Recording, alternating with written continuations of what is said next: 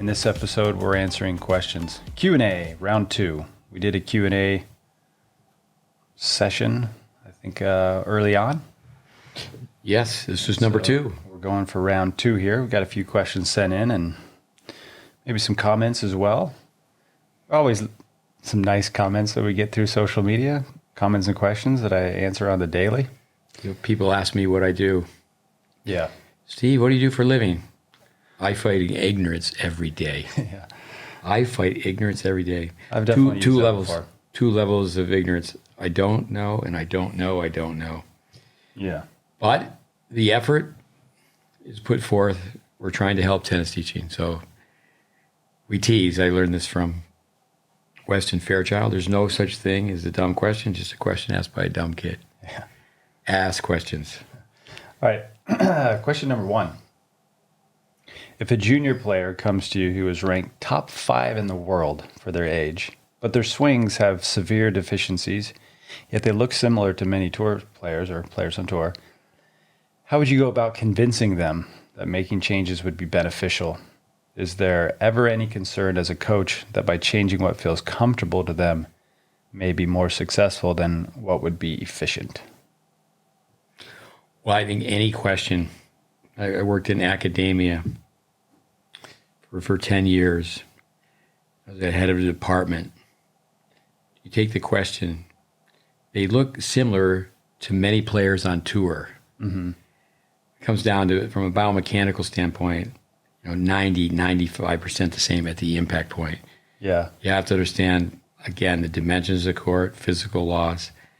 It's not simple. It's not a simple question. It's a great question. But it comes down to, there's so many variables. How long will you have the opportunity to coach the player?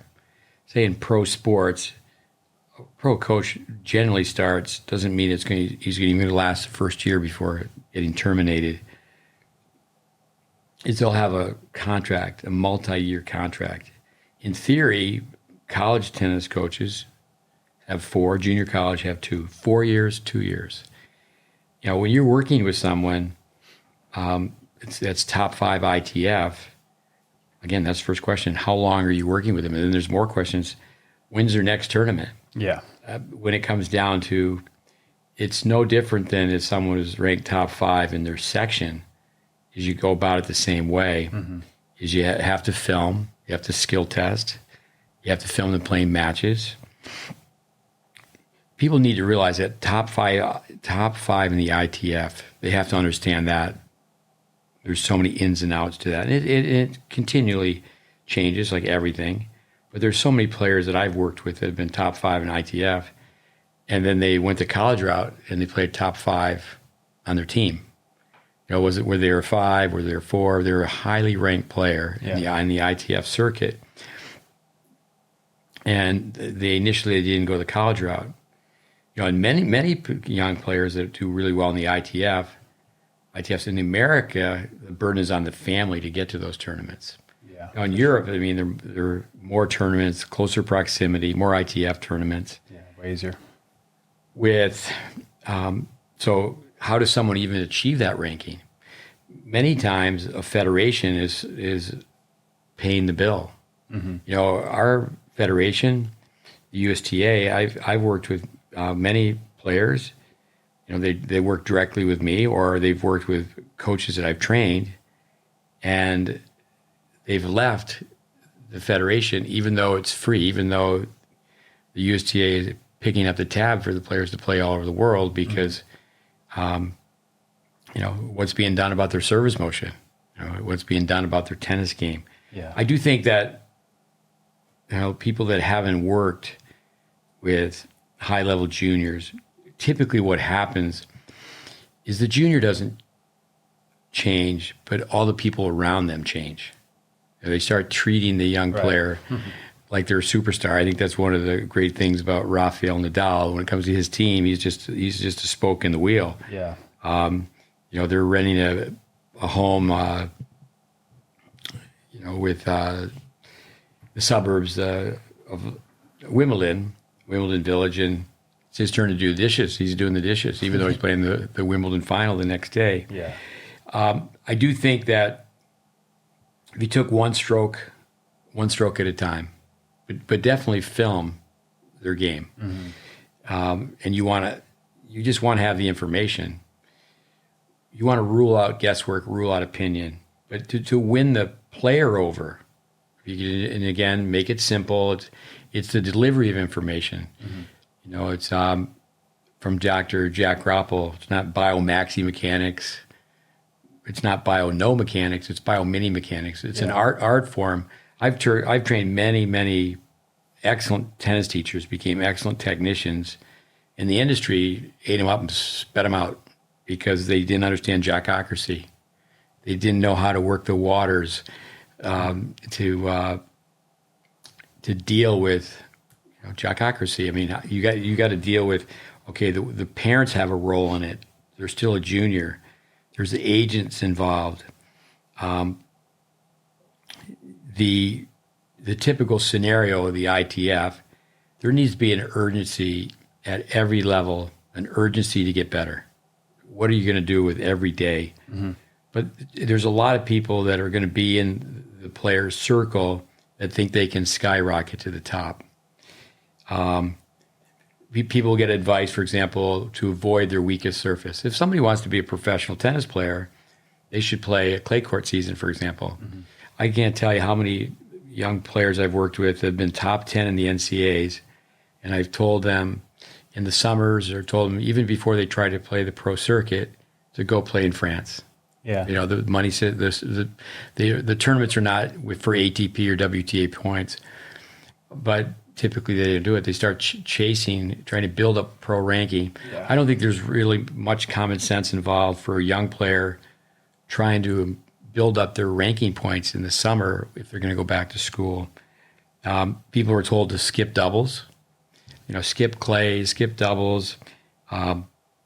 Most of the opportunities that are given to an ITF player, they're taken away from the developmental coach and the federation coach. They're many times they're just a glorified sparring partner that becomes the coach overnight.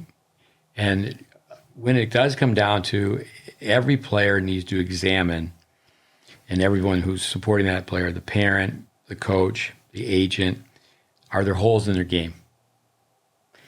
And because someone's successful in the ITF circuit doesn't mean they're going to be successful on the ATP or WTA. Yeah. I mean, we say it all the time, every level of play, winning is confusing. But, going back to the question that they look similar to many players on the tour, you don't want to be intimidated by players on the tour. With many of the players on the tour, for example, they can't transition to the net. Yeah, many, yeah. Many, most. They're not playing doubles anymore. Yeah. The top players with, I just think about legends of the game.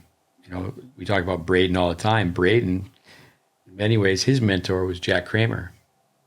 And I'm always baffled by that in tennis, where there's really not much respect from a historical standpoint. You have to really respect what Roger Federer and people in his corner have done with, say, the Laver Cup and bringing recognition to Rod Laver. Rod Laver, the way he played, I mean, old school is like, let's go back to basics. And players are playing, one-dimensional tennis. Go ahead. I was just going to say, for me, I mean, the question is, okay, ranked top 5 in the world juniors. If it's a highly ranked junior, highly ranked pro, even if it's a club player, I think the same thing. It's difficult to get a club player to change. I don't want to change. But it really comes down to injury prevention is one of the things that we tell our players that come in to work with us. Is the number one reason why you want to make changes technically is injury prevention. So efficiency, and then if you can show them, hey, down the road, I saw a video of Denis Shapovalov today, and it's just he's got a big palm up, but he's got this kind of loosey forearm action at the end, so he bails him out. He can hit the ball really hard. He's strong. He's fit, but you just think, man, is that shoulder going to hold up for his tosses? And then he's got his palm up. So I think as you talk about injury prevention is a big thing to go, hey, down the road? And then also, will it hold up under pressure from one level to the next? Like you said, okay, you may be top 200 in the world, but are you going to be able to be top 50 or top 100? Or are you going to maximize your potential? Because at certain levels, it's going to break down. So you may have a good tournament here or there, and then hopefully you don't get injured. So I think that's the number one thing for me is you go, hey, if you keep doing it this way, there's a chance for injury, And then number two, is it going to hold up under pressure? And I think it's easy when, obviously, our background with application, but also just some basic concepts, and all the VIX research where you go, hey, the physics involved here, You said the other day there was a player who came in and goes, well, so-and-so does it this way. And it's like, hey, I would go with science, just go with science, go with. No, so yeah, a young player that has been at a name academy, probably easily one of the top 3 recognized tennis academies in America. He's there for 3 years, and somehow he ends up on our doorstep. And there's no difference between working with that player and what we would recommend is working with a player at the ITF level with trust. Are they going to trust you? And I know you've been on the tour. Like how long are you going to work with this player? I think one thing, just to go through case studies, but when someone's actually, they're currently out there and they're playing pro tennis, it's not really our position to talk about their game. And also too, and people find that, okay, we're criticizing the pros. No, it's not like we're saying the pros should change their game. It's just studying tennis. When it comes down to, I think, Manny Diaz, the coach at the University of Georgia, when we talked about Welby Van Horn, he was taught to play by Welby. I was taught to teach by Welby. And we're talking about John Isner's backhand volley. Mm-hmm. Well, he's been the top or one of the top Americans for close to a decade now. I think of Andy Roddick. I used to say that Andy Roddick's game is like Swiss cheese, has some holes in it. Roger Federer's game is like American cheese, it doesn't have holes in it. Coming back to but Andy Roddick, he's great. But if you listen to Andy Roddick, what does he say? Yeah, he's like, my backhand's crummy. Yeah, I mean, and then why is it crummy? Yeah. I was around Roddick. We could have a podcast just on Andy Roddick. I coached in Texas for 10 years and had a really interesting, we should just talk about this program I had for 10 years. But the guinea pigs that we had did really well. Yeah. So at that time, there was no 10s, but there was 12s, 14s, 16s, and 18s. At that time, Texas had 17 million people. We thought, okay, there's 8 titles to win. And we were hoping to win 4. 4 kids out of, say, a group of less than 12 to go win Texas sectionals. And our first guinea pig, it's because I met his father the first week I was there, David Stanley, his son Clayton Stanley. So Clayton lost to John Roddick. And I remember Craig Tiley, who now runs Tennis Australia, the tournament director. He was assisting us. He was a student and a student assistant, and he was there 7 years. So he was at that sectionals, Wichita Falls, pretty hot place in June. So I said, tell me about John Roddick, and I had not seen John Roddick. And he goes, he's really good, but his brother's going to be amazing. Mm. And at that time, Andy was 7. And I said, well, Tyler, why do you say his brother's going to be 7? He said, there was a backboard right by the tournament desk. He hit the backboard all day, so hot. And the only time he stopped was when kids would walk by to submit their scores. And here's a 7-year-old. There's going to these older kids. Hey, who won? Yeah. What was the score? Who won? What was the score? And then, so they were in Austin, the Roddick family, when I was in Tyler, Texas. So then I went to Boca Raton, and they were in Boca Raton. I was running the Seguzo Bassett Tennis Academy. So Roddick, he just shows up. We're with a kid by the name of Jason Hazley, and there's another kid named Brooks. His father was a coach. And so the 3 of them just are playing and there was others, but they're playing sets. So I didn't coach him for 2 seconds, but I just watched him compete. And he was just raw. And, then, he had a palm-up serve. His mother, we have a film of him saying his serve was pitiful. Yeah. But I think when it comes down to if someone's top 5 in the ITF, most likely they've got a lot going for them physically, genetically. They're most likely a warrior. Plus, they've had all sorts of opportunities, and they know how to travel. But the ITF is not the ATP.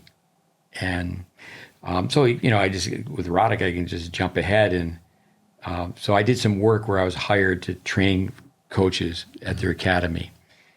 And, John was not there, but because he was transitioning, he was coaching his brother, and Jimmy Connors was part of coaching his brother at that time. And then shortly after that, they sold the academy to some people that I had worked with.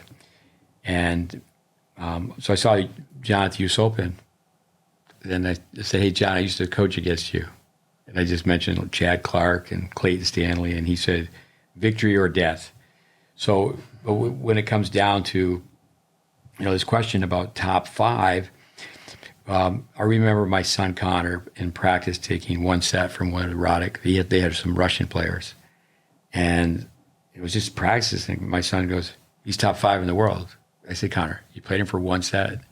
I said, "The difference is if I put my hand on his shoulder and my hand on your shoulder, he's a man and you're a boy." So that has a lot to do with it too. The growth spurt right into the 18s. Yeah. I think that's where it's just a matter of interviewing players. But I do think that it's amazing. Every level you go up, and to be courtside Wimbledon, the elite players. I think they're doing so much better with nutrition, so much better with the physical side. People are throwing numbers at them with analytics, but it does get to the point where there's really a question on trust.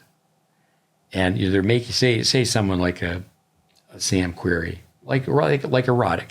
He had holes in his game. I remember meeting with some USTA officials years ago, and said, "Well, the Sam Querreys of the future, you don't want to have them not have a backhand volley." Yeah. So, again, top American kids right now, you could turn the clock back. I just mentioned something on a Facebook post. Jenny Brady, what a great player, 25 years old. But you could go back, so she's working with some German people, really turned the situation around. Lost weight, got super fit. Yeah. And she's just, just was in a Grand Slam final. So, people do get to a certain point where you have to work within a player's game. But if you were to take the chronological order, but reverse it, so you go back to the beginning. Yeah. So she was at Everett's. So back then, okay, that's where, to change how she returns serve with how she initially turns on the forehand side, because she struggled against Osaka's 120-mile-an-hour serve. Yeah. But that's just speculation, forwards, backwards. When it comes down to a college coach, okay, they've recruited an 18, 19-year-old, and it is more of an art form to work within someone's game. So to revamp someone's game. Yeah. But it's like Braden's line. We just tell it right to the kid by filming and skill testing is you have no game. Yep, we know you're top 10 in your section, but relative to your goals, there's too many holes. Yeah. Vic would go in the back room and go, "What game? What game?" The kid has no game. Well, I've heard you say it many times, and I think what's hard for us, a lot of coaches, where they may see these inefficiencies or holes in players' games, and you just think, well, you're wanting to go set sail, and you have holes in the boat. It's like, okay, good luck, And so it's hard, and then obviously the injury prevention side of things. But look at a player like Novak Djokovic. He was number 3 in the world, and whoever it was, I'm not sure, got a hold of him, and it's like, okay, you've got this massive low elbow palm up on your serve. And, he made the changes, and then it struggled for a little bit while he was making the change. So it's always tough to make change. But then following after that, he's improved his serve so much. So trust, like you said, and a lot of it goes to credibility. So, we've had some experience working with players that have done well. So there's some credibility, as some people said, enough credibility to choke a horse. But then the other typical situation, and this is one of the questions later tonight in this podcast, is, playing ability. And so for so many coaches, it's like that's the instant credibility, is if you were top 100 in the world, you're an instant coach, because you were top 100 in the world or top 50 or whatever it is. So the trusting comes in where a player is going to hire Stefan Edberg. I could tell Roger all day long, hey, go to the net more. Here's the statistics. You can do this, da, da, da. Why is he going to listen to me? But Stefan Edberg's going to come in and say, oh, Roger, why don't you go to the net more? He's like, oh, okay, I'll do it. When it comes that was down, a terrible accent. I mean, my Swedish accent, Oli, uli, uli, Oli. I play with but option. you know what I mean? Credibility, I mean, like you always say, it's just not necessarily if you're truthful, but whether you're believable or not. Well, even with a bio, if you're top 10 in the world, big time. Your bio to coach. Top 100, top 200. My son was ranked 200. Yeah. I always feel guilty about that. Like, oh man, that doesn't cut it if he was 100. Yeah. Knowledge and communication. Many times, what happens is the person with the knowledge, they don't have the experience to communicate the knowledge. How do you talk to an athlete? Yeah. How at that level, and even knowing the right questions to ask. Yeah. With, we always tell people you need to be able to come at it from all angles. Science, logic, imagery, just humor. But charting matches, humor, anger, guilt, manipulation. With the better the player, the more people have tried to present information to them. The merchant of flesh. It's no different than at the grassroots level tournaments. At the grassroots level tournaments, there's people out there handing out business cards saying, I want to coach your kid. They're the third base coach. They're looking at the kids can already play. And that's one of the biggest problems we have in tennis is people need to be able to teach beginners. Yeah. Teach the people that play at your place. Don't go, recruit people.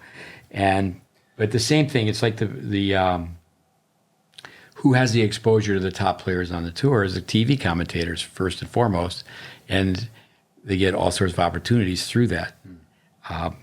It's like many times the wrong person's driving the bus.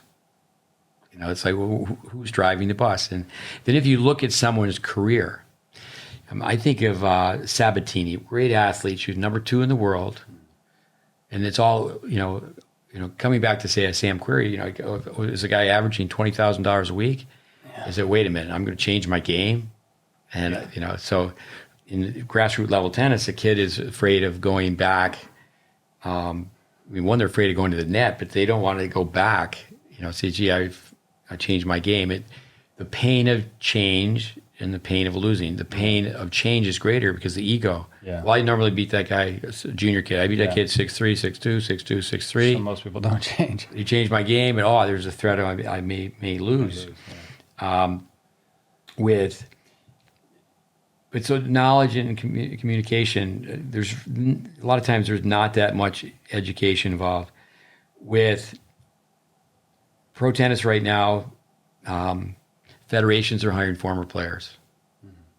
And the former players, what federations have a training program for that coach? In this country, I always think the best model is the NFL.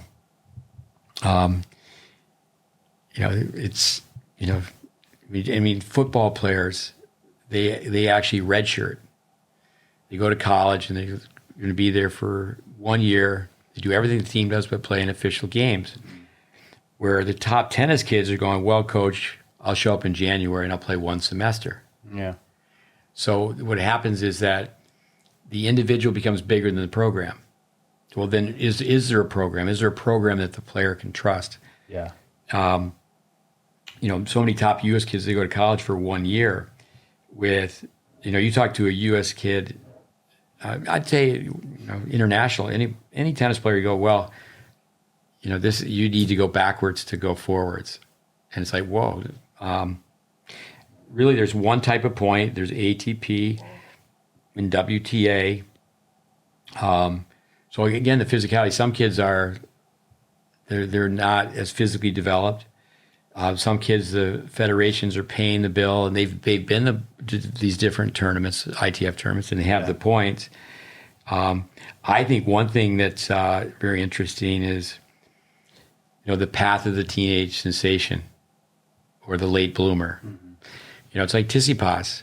I mean, I'd love to watch the guy play, but with great spirit, great fight, the fitness. When it comes down to Patrick Mortagola, I know that's not how his name's pronounced, but you're doing great. I have another way to say it. But Patrick, he likes the kid. He sees him on YouTube. Here's the credit card, and he becomes the agent. People think of him as having an academy, but in the end, what are the holes? It's lots of times to fix the holes, but the thing is that when do the holes surface? And everybody's important. Everybody's really, I'd say almost everybody in that inner circle, that one kid who's top 5, hypothetically, is how's he doing in the next tournament? And there's always the next season, and you have to think, okay, once you get to the ATP level, it's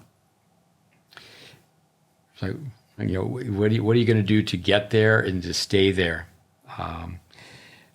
Can you fix the holes? I always say, okay, I think I could take a lawnmower apart, but could I put it back together? Could I put it back together? And that's one thing, is that a lot of times the glorified coach, they're not going to tinker, even try to tweak technique, because they just know. Yeah. They just know. They just know. And is the kid lost in their current status? So they're doing well in the ITF, so they're not just in that small pond where they're playing in a state or a province section. But then are the people around that kid, what are they thinking? And I think a lot of times there's just too much hype. And, I think really when it comes right down to it, you work with a top kid the same way you do with a beginning kid. It comes down to basics. Yeah. The message is delivered differently. Coming back, okay, so the Andy Roddick, I've mentioned his name. He's the guy who yells out, "I can't volley. My volley sucks." Yeah. And he's the one who said, Roger Federer's an artist, a technician. I just hit the crap out of the ball. Yeah. But I think he would have been very difficult to coach because he's so competitive. Rick Macy says, I knew the guy would be great because we were playing flag football. He's the smallest kid, and he goes down and he just tackles the first person. Mm-hmm. And, I say ITFs right now, for many, that means idiots traveling foolishly. They're in the wrong place playing the wrong tournament. And it's so expensive. The Orange Bowl and the Orange Bowl. There's a Junior Orange Bowl and the Orange Bowl. Most American kids don't know that the Junior Orange Bowl is a USTA tournament. All you got to do is count the number of countries. And then tennis is a microcosm of life. I mean, like say Spain, they've had a struggling economy for a long time. You're not going to see a lot of Spanish kids the Orange Bowl for 16s and 18s in ITF. Mm-hmm. If they're there, they're usually going to be a really wealthy kid, and that's unfortunate. But typically, the more money the kid has, the worse they play. I mean, it's just hungry dog hunts best. Yeah. So,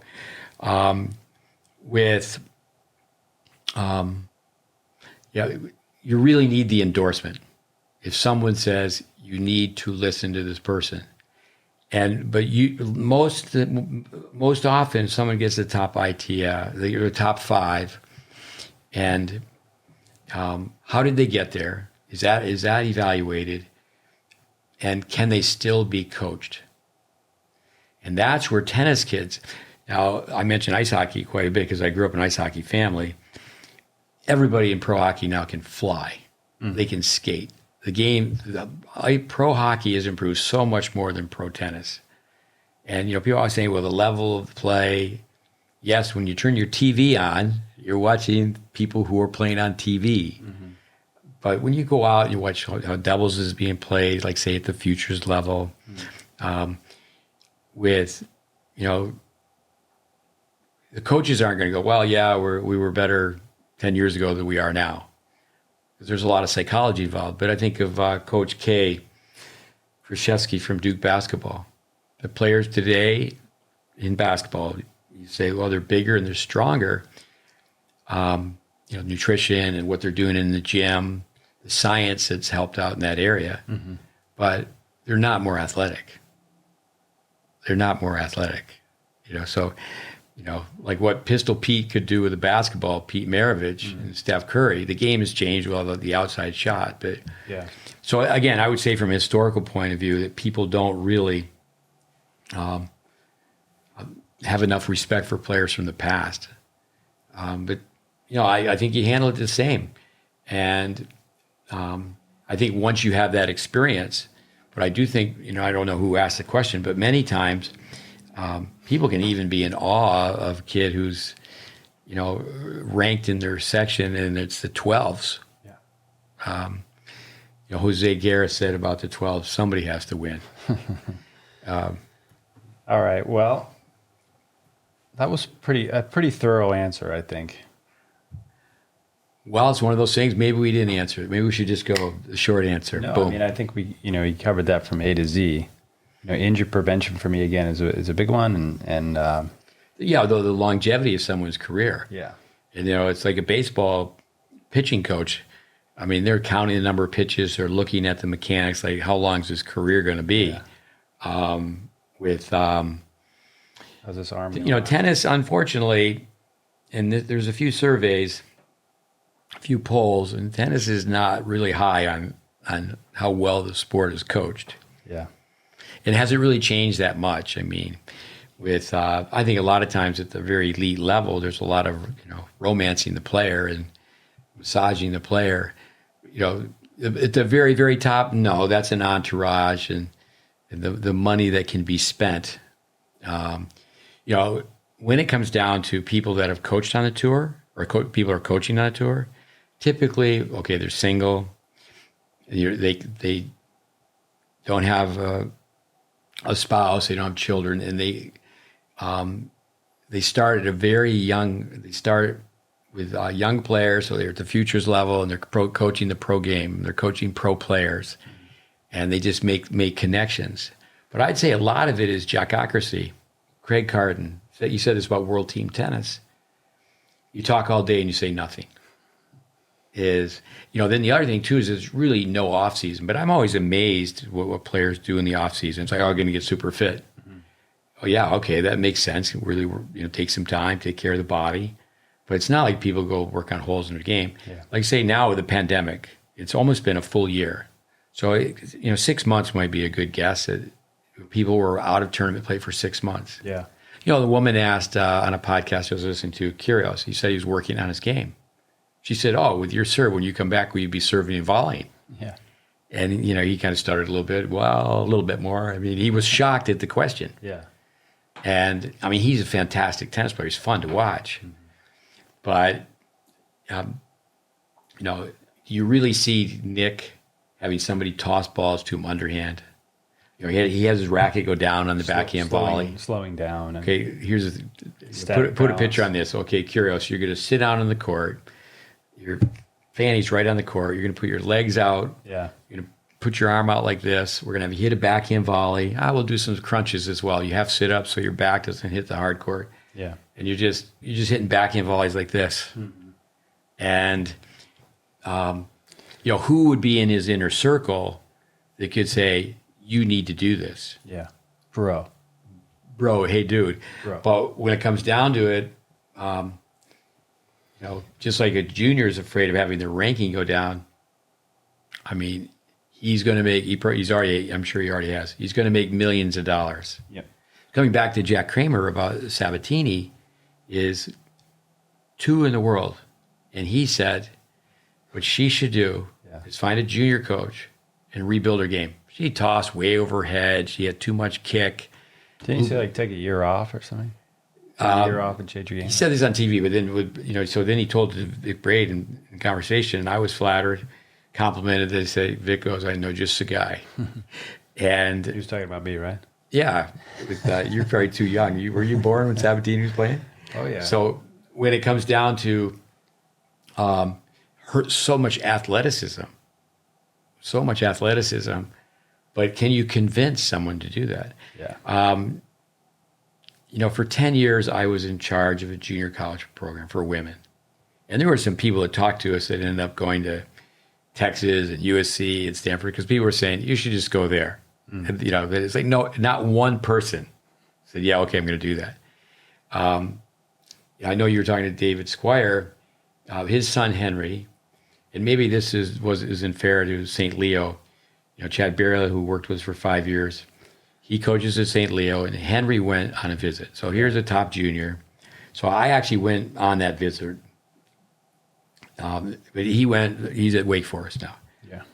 And I said, well, this probably wouldn't be very nice, but what would really be best for your game is you should come here, St. Leo, and why don't you just come here and play with a wooden racket?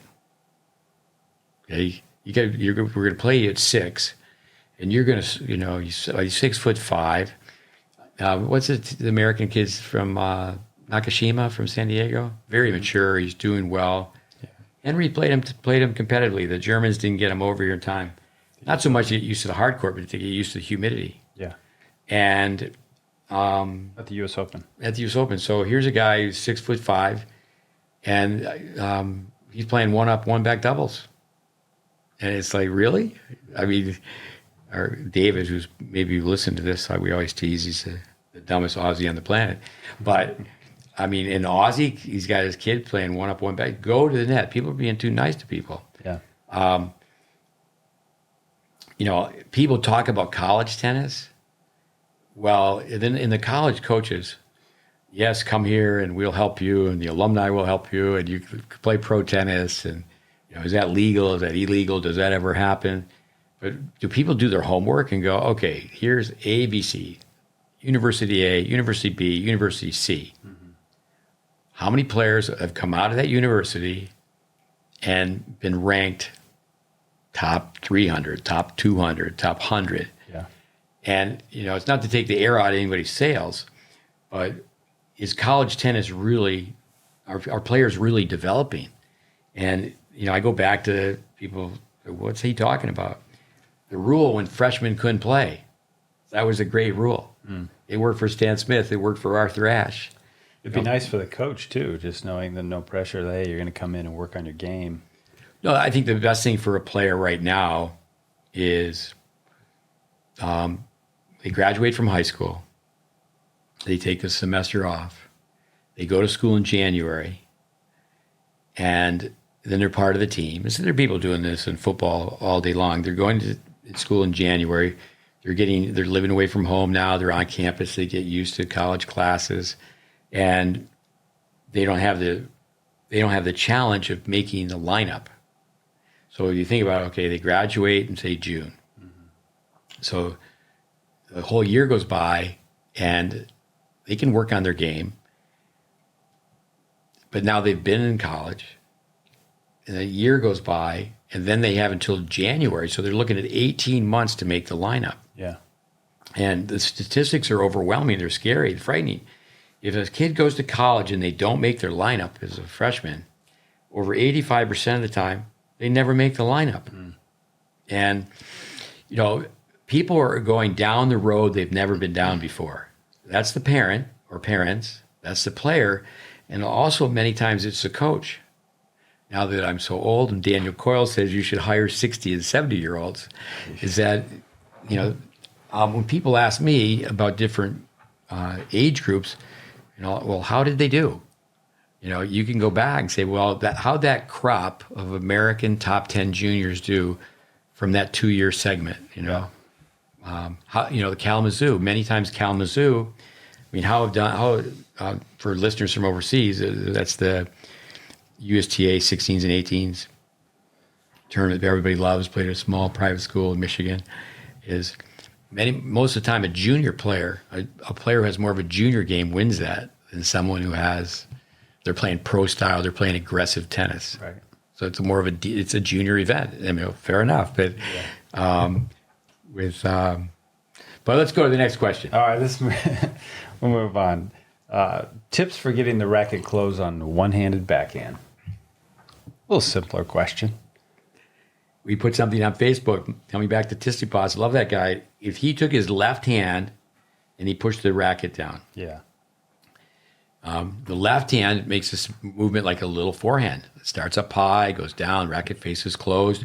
His racket face behind him is on edge. So he can't let the racket free fall with gravity. He's got to pull it. I mean, he's a great player, but he ends up having a rotating socket, not a rising socket. Well, coming back to the first question, well, Tsitsipas is top 5 in the world. Yeah, exactly. You work with him the same exact way. Yeah. So, but basically what they're going to say to you and me is, hey, go sit in section F, get some popcorn. And, I'm not on the inner circle, but with, say, Patrick, it's obviously changed. When I visited his place, it was the old place in Paris, and now he's in the south of France. But, film and film again. What's going to happen to the player? It's going to look better, feel worse. Coming back to trust, I think of that film with Tom Brady being told action, reaction, use the front shoulder like a reactive brake. Yeah. And all of a sudden, his little kids are running around in his backyard. He's working with a biomechanist. And the guy goes, now you need reps. Yeah. But it's explained to him scientifically. But the person, credibility means you're believable. Doesn't mean you're truthful. So, but he's working with an expert. Yeah. So can you get a Tsitsipas? I'm asked all the time. All the time. People come and visit and go, how do you get these kids to hit a ball off a cone? Yeah. One time, Junior Ore, very talented kid. I mean, he's so fast. Yeah. He had the speed of a wide receiver in the NFL, but he was a one-dimensional baseliner. Now he plays some doubles. He was brought to me for 4 days. He ended up staying for 4 months. Came with his grandfather, and he said, "Well, I've been hitting the ball off the cone." People remember that. It's like, this guy's got me hitting a ball off a cone. Yeah. Drop hitting balls in the alley. But do they know 19.1 degrees? Yeah. And again, he played Frantangelo. Frantangelo just won the French, and it was like. But the thing is that once someone makes a change, like I say, Tsitsipas, they got to close the racket face more on a one-handed backhand. They have to work on it all the time. Yeah. So this 10-year period, I've worked with juniors so much, but this 10-year period working with coaches, and it was certainly a learning experience. It was a shock. I mean, I went through AA meetings with students, and you certainly can learn so much from that. But it's like, once you're an alcoholic, you're always an alcoholic. Once you have your racket on edge, you can always have your racket but on the edge. traces of the old, the way the brain is programmed, and Under pressure, you gotta keep working it. I think when I think of traces of the old, I think of Raven Klaasen. He was in the Australian Open final, in the Wimbledon final.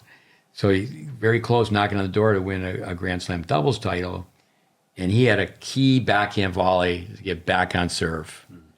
And he the term knifed it. I mean, he just went down. But what does happen? Cut the net. Yeah, he used to hack down, and we have it all on film. He used to hack down on his volleys. People watch him now. He's pretty fundamentally sound. Yeah, he's clean.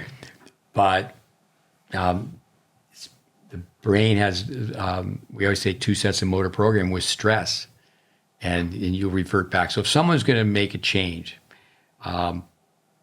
you just have to know that here's the science, and you're going to do it over and over again, and you got to work on it.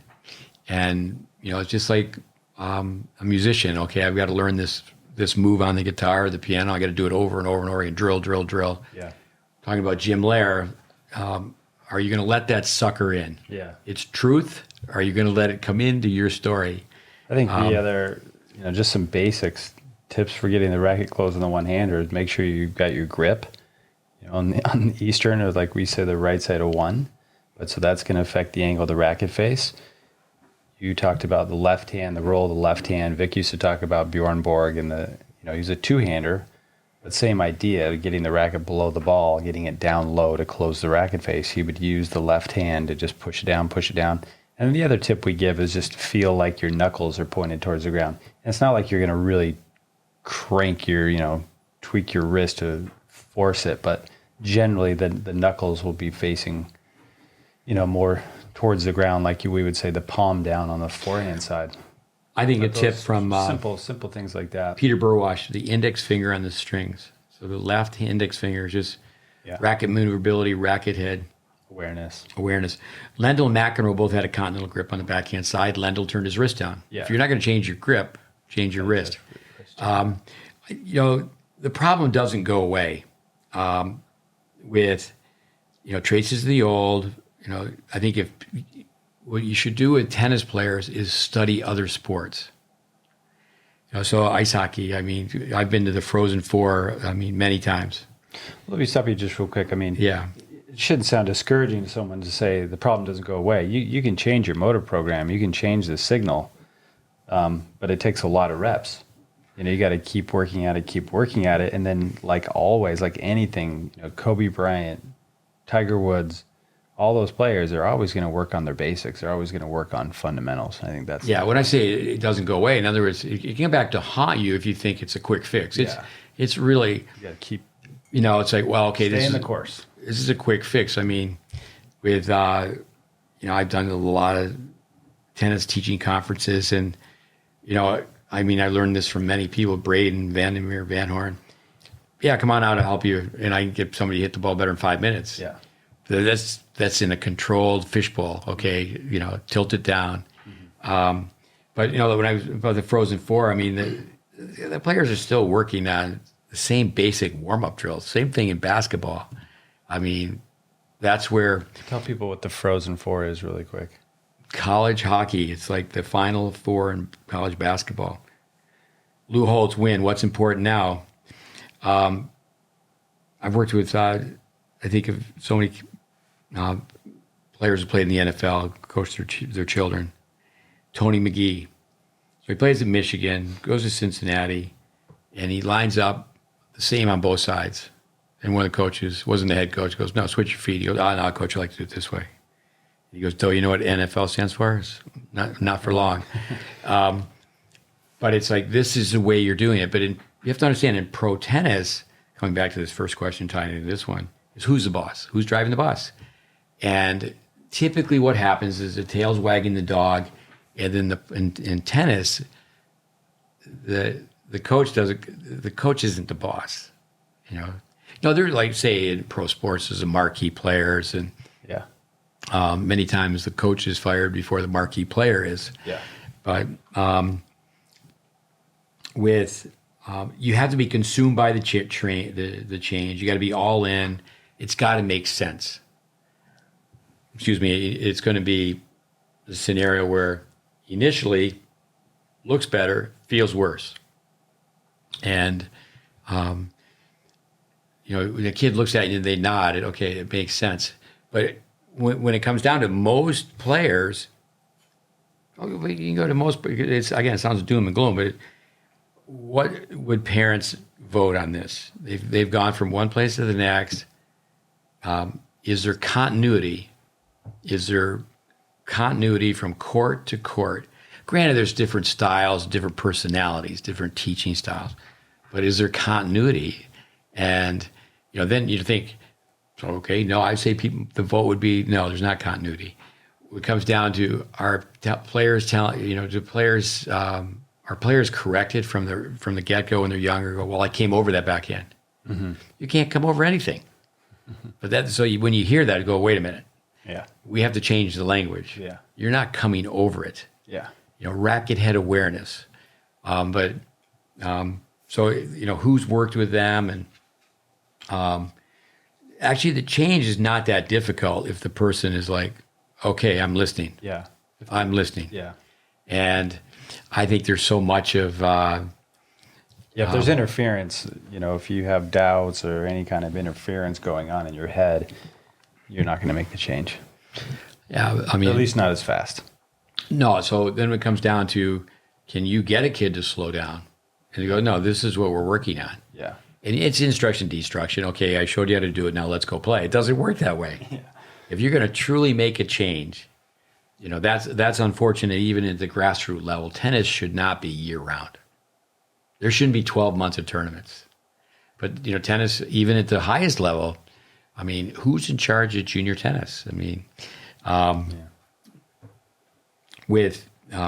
think instead of listening to the score, it's in the details.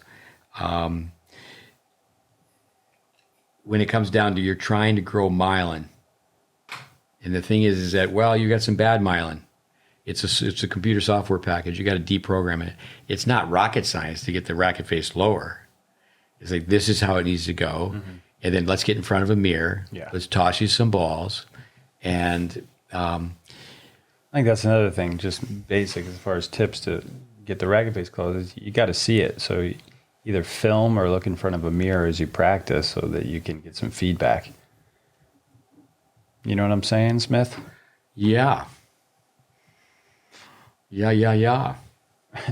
What are we on to here? That's some pretty good German. Yeah. Number 3. We answered this question the other day through text, but the same person asked if we would address it on the podcast. So, can you explain the composite grip? And this really had to do with the forehand volley.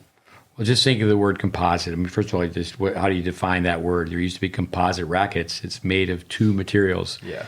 A composite grip is made of 2 grips. Yeah. Or it's an in-between grip. It's Jose Garris. The forehand volley is almost a continental grip.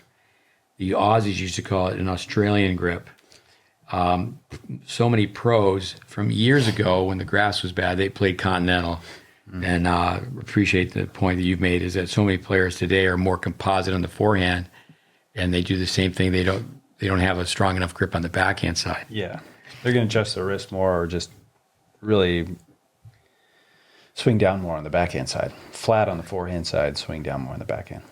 Many pros, they use a composite grip, and they're telling people they use a continental grip. Yeah. Pros, typically, they don't do what they say what they do. It's an inexact science. Just think about palmistry. The gypsies, the fortune tellers are going to read your palm, the size of the hand, the size of the palm, the width, the length of the fingers. Then it comes down to personal preference. There's advantages and disadvantages to every grip. The continental grip is not going to be very good for high balls. You have to be stronger. If a young kid is taught a strong continental grip, especially on the forehand side. Yeah, definitely.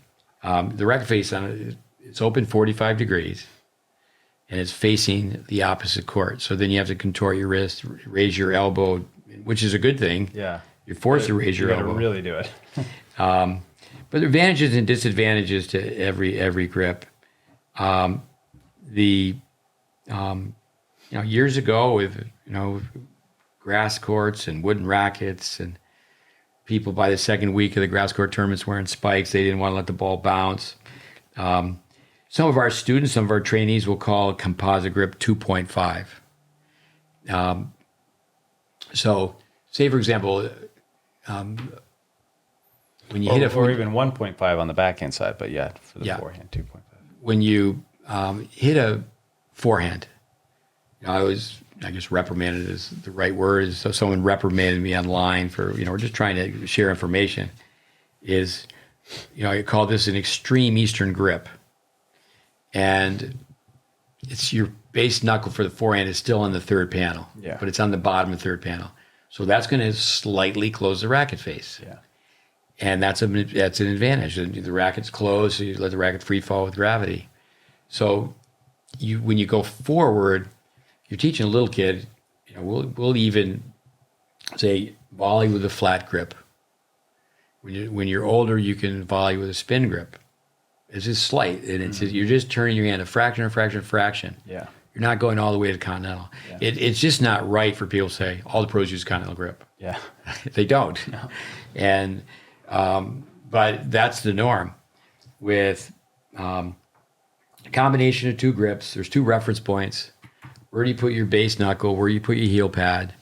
And you don't want to be on 3 at a real high level, and you don't want to be on 2 at a real high level. Now, when it comes down to ATP pros, I can't say WTA, but ATP pros, my experience is they're talking about fantasy football, or they're talking about the ATP pension. They're not like Jack Sock. I mean, he's hitting so many RPMs on his forehand volley. Well, do the math. Is that if you've got a continental grip and your racket faces at a 45-degree angle, I mean, Pete Sampras. I've heard both Courier and Vilander comment, well, they're not sure if anyone will ever volley that way again. Well, okay, guys, I agree. That makes sense. I mean, maybe never be another Pete on volleys, but granted, he was, having his serve to help him with that. Yeah. But, when it came down to it, he did not have an open racket face on the forehand volley. There were more negatives to a continental grip on the forehand side than there is to a continental on the backhand side. Yeah. But when people hear that, I tell the story where somebody who's using our curriculum now, training players and having success, we have a short clip says, it's in the course Tennis Intelligence Applied. Now, I just say, once you hear this, there's some of you that may just quit the course. Yeah. And he quit the course. Yeah. This guy doesn't teach continental volleys. He doesn't know what he's doing. And, it's like Vic Braden, when he was on TV teaching masters, he would say, the backhand is grip on 1, serve is grip on 2, forehand is grip on 3. Well, when Vic taught the backhand, he taught the backhand on the right side of 1. But then there's other things with grips in every swing. You have to look, what are they doing with their entire unit turn, the wrist position, the elbow position? But yeah. I mean, with a composite grip, you could say, two grips mixed together, and the time that I've spent traveling and being around the tour, and then filming the pros for so many years with Vic, it's composite grips on the forehand side, and it can vary, where the knuckle is. Sometimes the knuckle will be more towards the top of 3, and then the heel pad will shift down, for a backhand volley. Some players choke up on the racket more, some let the fatty part of the palm hang off more, and it changes things. So, like you said, there's no perfect grip, just the grip with the least amount of adjustment. But generally speaking, we try to get people to be, you could say 2.5, but really to try to be on the left side of 3 with the heel pad and the base knuckle. Just if you were to say, okay, I'm going to just show you this as a composite grip, and then people will adjust and adapt according to their hand and whatnot. Yeah. No, it's like serving with a continental grip. One of the best tennis teachers ever, Welby Van Horn, he allowed people to serve with a forehand grip, and even towards bottom of 3. Because you just had a ball, you set the racket on the court, so you just pick it up. Mm-hmm. And he would tell the kids, put it in the tray position, and then he would just say toss, tap, finish. He had the kid finish on balance. So he taught, the relaxation, he taught stance, he taught rhythm. That was his method, was balance. So they were doing everything except for, then he would call it a championship grip. And then he'd had to teach people how to hit with a throwing motion. Yeah. But instead of having people be all over the map. But so that is something where with young kids, you don't want to teach young kids to volley with a continental grip. It's just so tough. They're not strong enough. And, it's like John McEnroe. And I mean, he was a genius. He had a continental grip. He did A-OK. I mean, he won an ATP doubles title with Bjorkman at 50. Yeah, but the way he volleyed wasn't a big downward cut. Well, what he would do, because he had a continental grip, he would actually jump. He just, is he going to explain that? Elbow raised. Right. And that he knew, because when you have a continental grip, you can't have your contact point be way out in front. So he would That's me late. Yeah, and then on the backhand side, I mean, he would even take the racket and go like this because he was a genius. He knew his instincts were subconsciously, is he going to intellectualize and explain how he volleyed? But he was getting the racket face vertical to hit. Yeah. And a continental grip opens the racket face too much. And then the Eastern grip, you don't have any pitch to the racket face, so it's very, very difficult to play on low balls. Yeah. You think about, say a Jim Courier. I mean, that would have helped him out as a young kid on the forehand volley. I mean, he was close to winning Wimbledon, but he had problems with the backhand, the left hand on his two-handed backhand. He had problems with the volley on the forehand side. The grip determines the angle of the racket face. But that comes back to the person's first question: is someone's top 5 in the world? Is that going back to someone like a Jenny Brady? Is that when she was 10? So then you do have to. I don't like the word compromise, but you do have to work within a player's game. It really shouldn't happen in college tennis. I mentioned Craig Tiley. He did very well. This great base that we assembled, that's what he took to Illinois. And when it comes down to, we used to do this before the NCAA ruling changed, is we ran a program called College Prep. And we had all sorts of players, small program, but, for several years. So you do it for 10 years and it's 10 kids a year. I mean, so we had several players.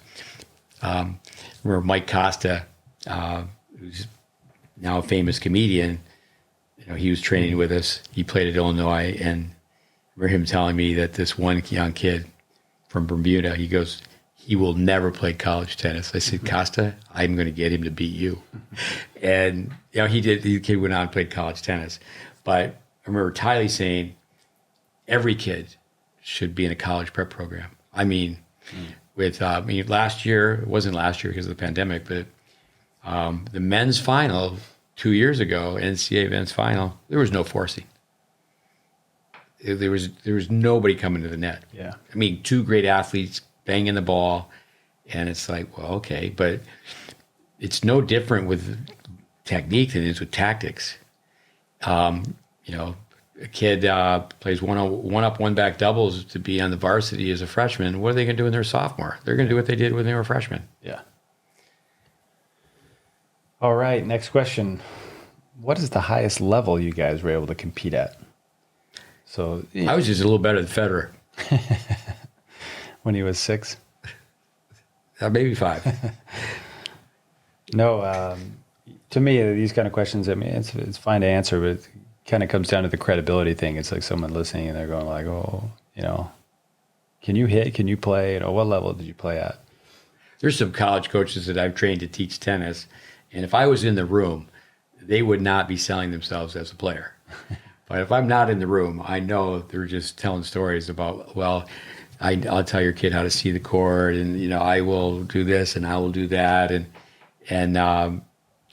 granted, if you're going to fly an airplane, you want to take a lesson from someone who's flown an airplane. It's Welby Van Horn. He was great as a player and great as a teacher, and he said it's a bonus if you played. Yeah. I think what Braden said, if you expect your students to play, you should be able to play. Yeah. I do think that for a lot of men, the macho male ego, the older they get, the better they were. I could just tell a story. I won't do it now. It'd be too long, but we could do that another time. I tell people, probably the best win I ever had was beat a player who was 23 in the world several times. Of course, it was just in practice. And the player was from Korea, and she was tough. So, I think Jan Tiriac, for me, I'm the best tennis player in the world who's not a tennis player.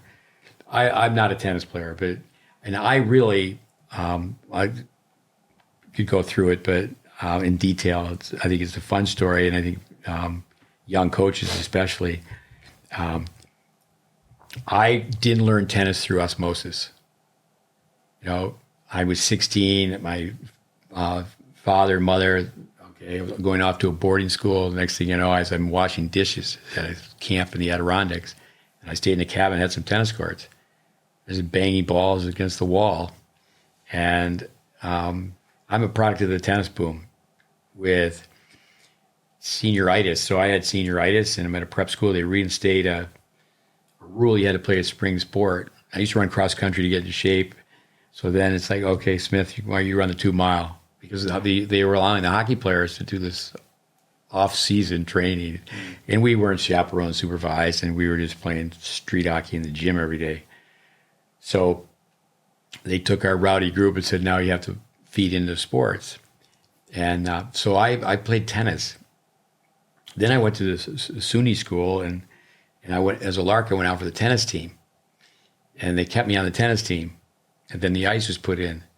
So, but I'm at this small prep school. I thought I could play tennis because, I made the varsity. I worked my way up the ladder, and then I go home, and so I live in a small town, and I beat the high school league champion. So I must be a player.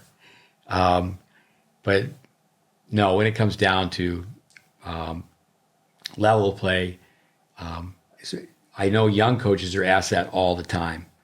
And it's, for yourself, I mean, if you want to make comments, and I could go on and on. We talked about Jim Lair, knocked some balls around with Jim Lair. I was coached by Vic Braden because I was, at one point, the best player on the staff during the school year. Summer, remember Andy Luters. He was a very good tennis player. One time he came to Tyler, Texas. There was a pro tournament. He won it. He was taught by Braden when he was a kid. He played big time college tennis. He's a pilot now. I got to be like 400 in the world. And I think that the only reason I was the best player on the staff is I wasn't commuting. I was living at the Vic Braden Tennis College in my van. Like Ted Schroeder's son was on the staff. He was an All-American in 2 different sports, golf and basketball in college. But I was just hitting balls every day, and Vic would work with some pros. I would be the one who'd hit with the pros. It was like, Steve, your backhand volley. Steve, your serve, you're rubbing your chest against the cement. But no, I come from an era where you played all these different sports. But you played open level tennis in Florida, right? I mean, oh no, I mean the bio. I mean, I remember, okay, I was ranked 19 in Florida. That's big time. And I used to tell people on any given day at the Miami International Airport, there was 20 people who could beat me. But I was told that you have to learn how to play, and I really enjoyed that. But I didn't get into the playing side of it, where the fantasy is I'm going to be a pro player. Yeah. I mean, I started playing when I was 19. Also, too, I came from ice hockey, and my background in hockey were my age, the Canadians, even the Canadian kids who came to play college hockey in America, they weren't given a look. Then the 1980 Olympics. So an American kid is like, okay, I hope I can make the Olympic team. Yeah. And I think hockey also, too, is that character's taught much better in hockey than it is in tennis. People in tennis don't have a BS detector. I have many students that have gotten big time trouble, for embellishing their playing background. Well, it's funny. I joke around about that with a friend of mine, as well, Joel Drucker, where, because people can exaggerate their playing background where, okay, I played pro tennis. I played in the main draw of 2 futures tournaments, doubles, So it's like I could say, yeah, hey, I played I played on the tour is what we joke around about. But it's like, okay, did you really play on the tour? Were you were traveling the world, playing in the top 100? And it's like, no, or did you play qualies of futures and, you lost 0-0 or you lost, whatever. It's like, come on. But, everything's out there online. But, I played, I had a later start as well. I was 11 years old or so, 10, 11. And, was section ranked top 20 in Southern Cal, Intermountain, top 10, 7, something like that. I think I finished my last year. Nationally ranked, got a scholarship, played Division I big time college tennis, Weber State University. But really, tennis-wise, I just love the game. I love to compete. I went on a mission for my church, that, after Weber State. So I left 2 years off, came back, and really got back into teaching and still competed, open tournaments, and then tinkered around with a few futures because Luke Wickham, who you did some work with, but he was running a futures tournament in Kissimmee right here down the road. And the guy that I was working with, my friend Tyler Weeks at the time, we came over to help out Vic with some clinics, and Luke was like, well, I'll give you a wild card. You can play in qualies of the doubles. And so we won that back-to-back 2 years in a row. We won the qualifying for doubles, so we played the main draw of futures. Raven Clausen's in there with us. And I was at that tournament. Yeah, so, we had some fun. We got murdered. I mean, we didn't do that well. But, I would say I'm not an excellent player, but I play at a respectable level, good enough to be able to give some pros a workout, and a warm-up. And I lived in a band for 2 years. First year down by the river. First playing Matt Foley, motivational speaker. The first year I was playing tournaments, but then the second year I traveled to all these different places to just observe the training all over the country.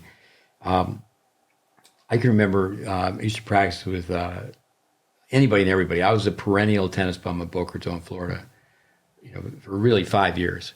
And a gentleman named Swanson, his daughter was a very good player, and he used to ask me to hit with his daughter.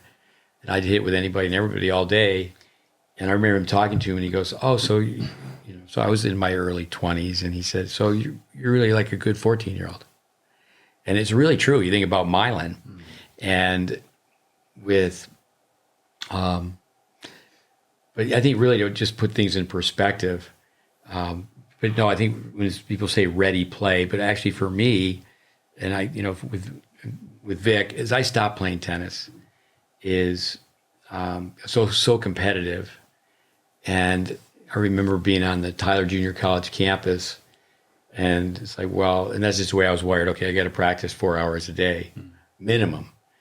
And then I said, wait a minute, because our tennis teaching students were like second-class citizens. That the tennis team, and I mean, there was really good tennis players. It still are at the junior college level, but not like it was back in the heyday. And one time in Florida, there was 32 men's teams. Now there's 0. Yeah. But no, I was so competitive, and it comes down to, a Bradenism is you have to get to the point where you're wrapped up in your own game, not in. You're wrapped up in your student's game, not your own game. And, but the system in the U.S. is not like Europe where you can play club tennis. And, Michael Mahoney, who's, been with Tennis Corporation of America for a long time. I just met him one time, and, he's a briefcase specialist for tennis. But remember, he said he has to play a set a day. But like once you stop playing, but I remember, being in my 20s and early 30s, even though I say I stopped playing, that with, you kids, you beat them first and they'll listen to you. Yeah, exactly. I can remember, I had the summers off because I was running this college program, and it's like, well, okay, I haven't played on grass, and just went over to England, played on grass. I mean, no, I still love playing. I mean, I lived in Germany. Obviously, the last 4 years, I played on a club team every year, played a few tournaments. You don't get to practice all the time, but if you can play a little bit and continue to compete, like you said, it's important just to kind of stay in it and have some of those experiences. And that's what I'd like. Yeah, you got to be able, you got to live it. I think, for example, they're not asking Bill Belichick, how far can you punt? Yeah. Can you still throw the ball, Bill? Yeah. And, but that's I would say the number one sales pitch.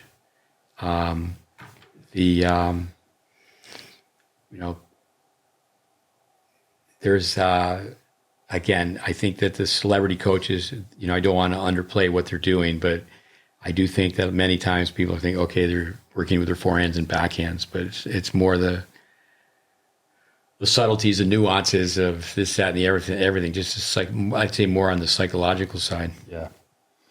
All right. So you were a hack. I played pro tennis. We got that one done. With okay. I have a few more notes on that question. With pressure matches. With I think people should be asked. What did you say about Vic and the ball boys? Oh, so yeah, when I did play those tournaments, he was like, "Really? You mean with the balls and the umpires and everything?" It's like, "Yep." For me, I can remember being a young kid. Okay, I'm going to go down this journey and make myself a tennis teacher, tennis coach. Find the right people to help me out. I can remember hitting the backboard, and this older man. There's so many retirees in Florida. He came over and asked me if I'd be a fourth. So I said, yeah, I'll be a fourth. And then by the time I walked, grabbed my bag and walked to the court they were on,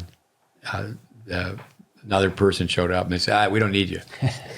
But, I just said, oh boy, that wasn't very nice. But I can remember that gentleman, I became friends with him and practiced at the same place. So he's 70 and I'm 20 and, but I can remember playing in the Boca Raton City Championships.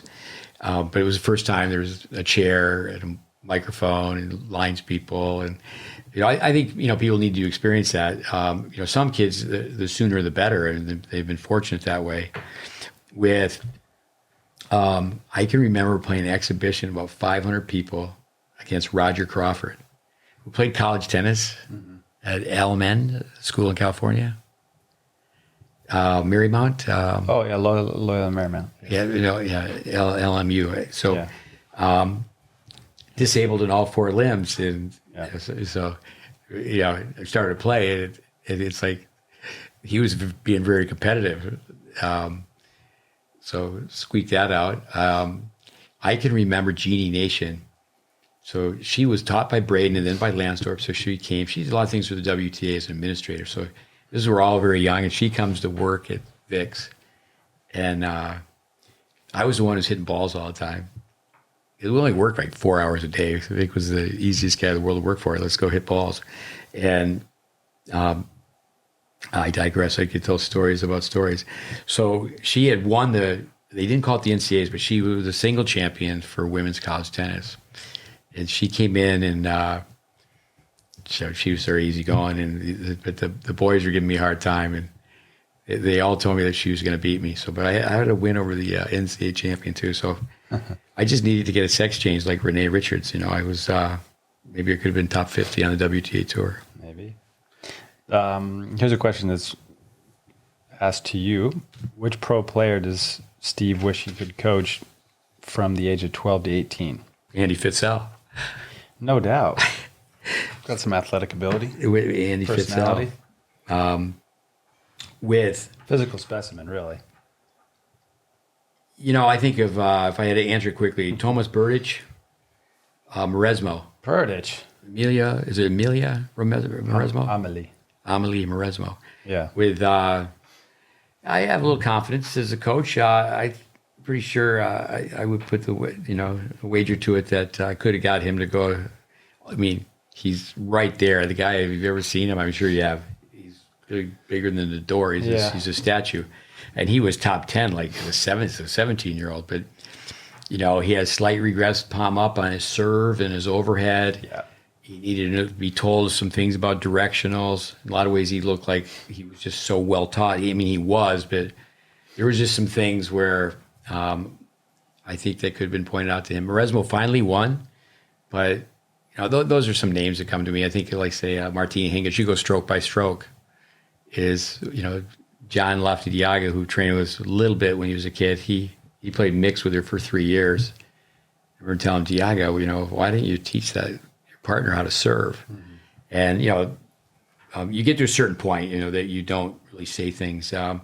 For me, I've been coaching tennis for so long, but I probably coached less than a dozen kids who can stuff a basketball. So I think that's a good way to say I've been a developmental player. I do think that developmental coach. You mean developmental coach? Yeah. Yes, yeah. I've got that now I'm thinking about being a player. Well, I might make a Keeps comeback. it going. I might make a comeback with. I say this all the time. I meet parents that I rather coach the parents of today. And I think I'm a generation older than the parents of today, but I think Bobby Knight says that quite well. Is the parents of yester generation and yesteryear going back with. But it's an interesting question. I mean, I could go on and on. I mean, say this player, that player, but some people that are very close that just needed some help, and it's like, are they really getting? Are they getting the secret sauce? There is no secret sauce, but are they just being told just a few gems that will really help them out? How about you? Who would you want to coach? Some great athlete like Gail Monfils. I think he would have been one, or like he's Dimitrov. So fun to watch. I mean, I've been in so many matches with him. In fact, when I was over in France with my son, there was another young man who started with the French Tennis Federation, but he just had such poor technique. And I mean, he was really same body type, just a statue, big athletic guy, and he ended up having to stop.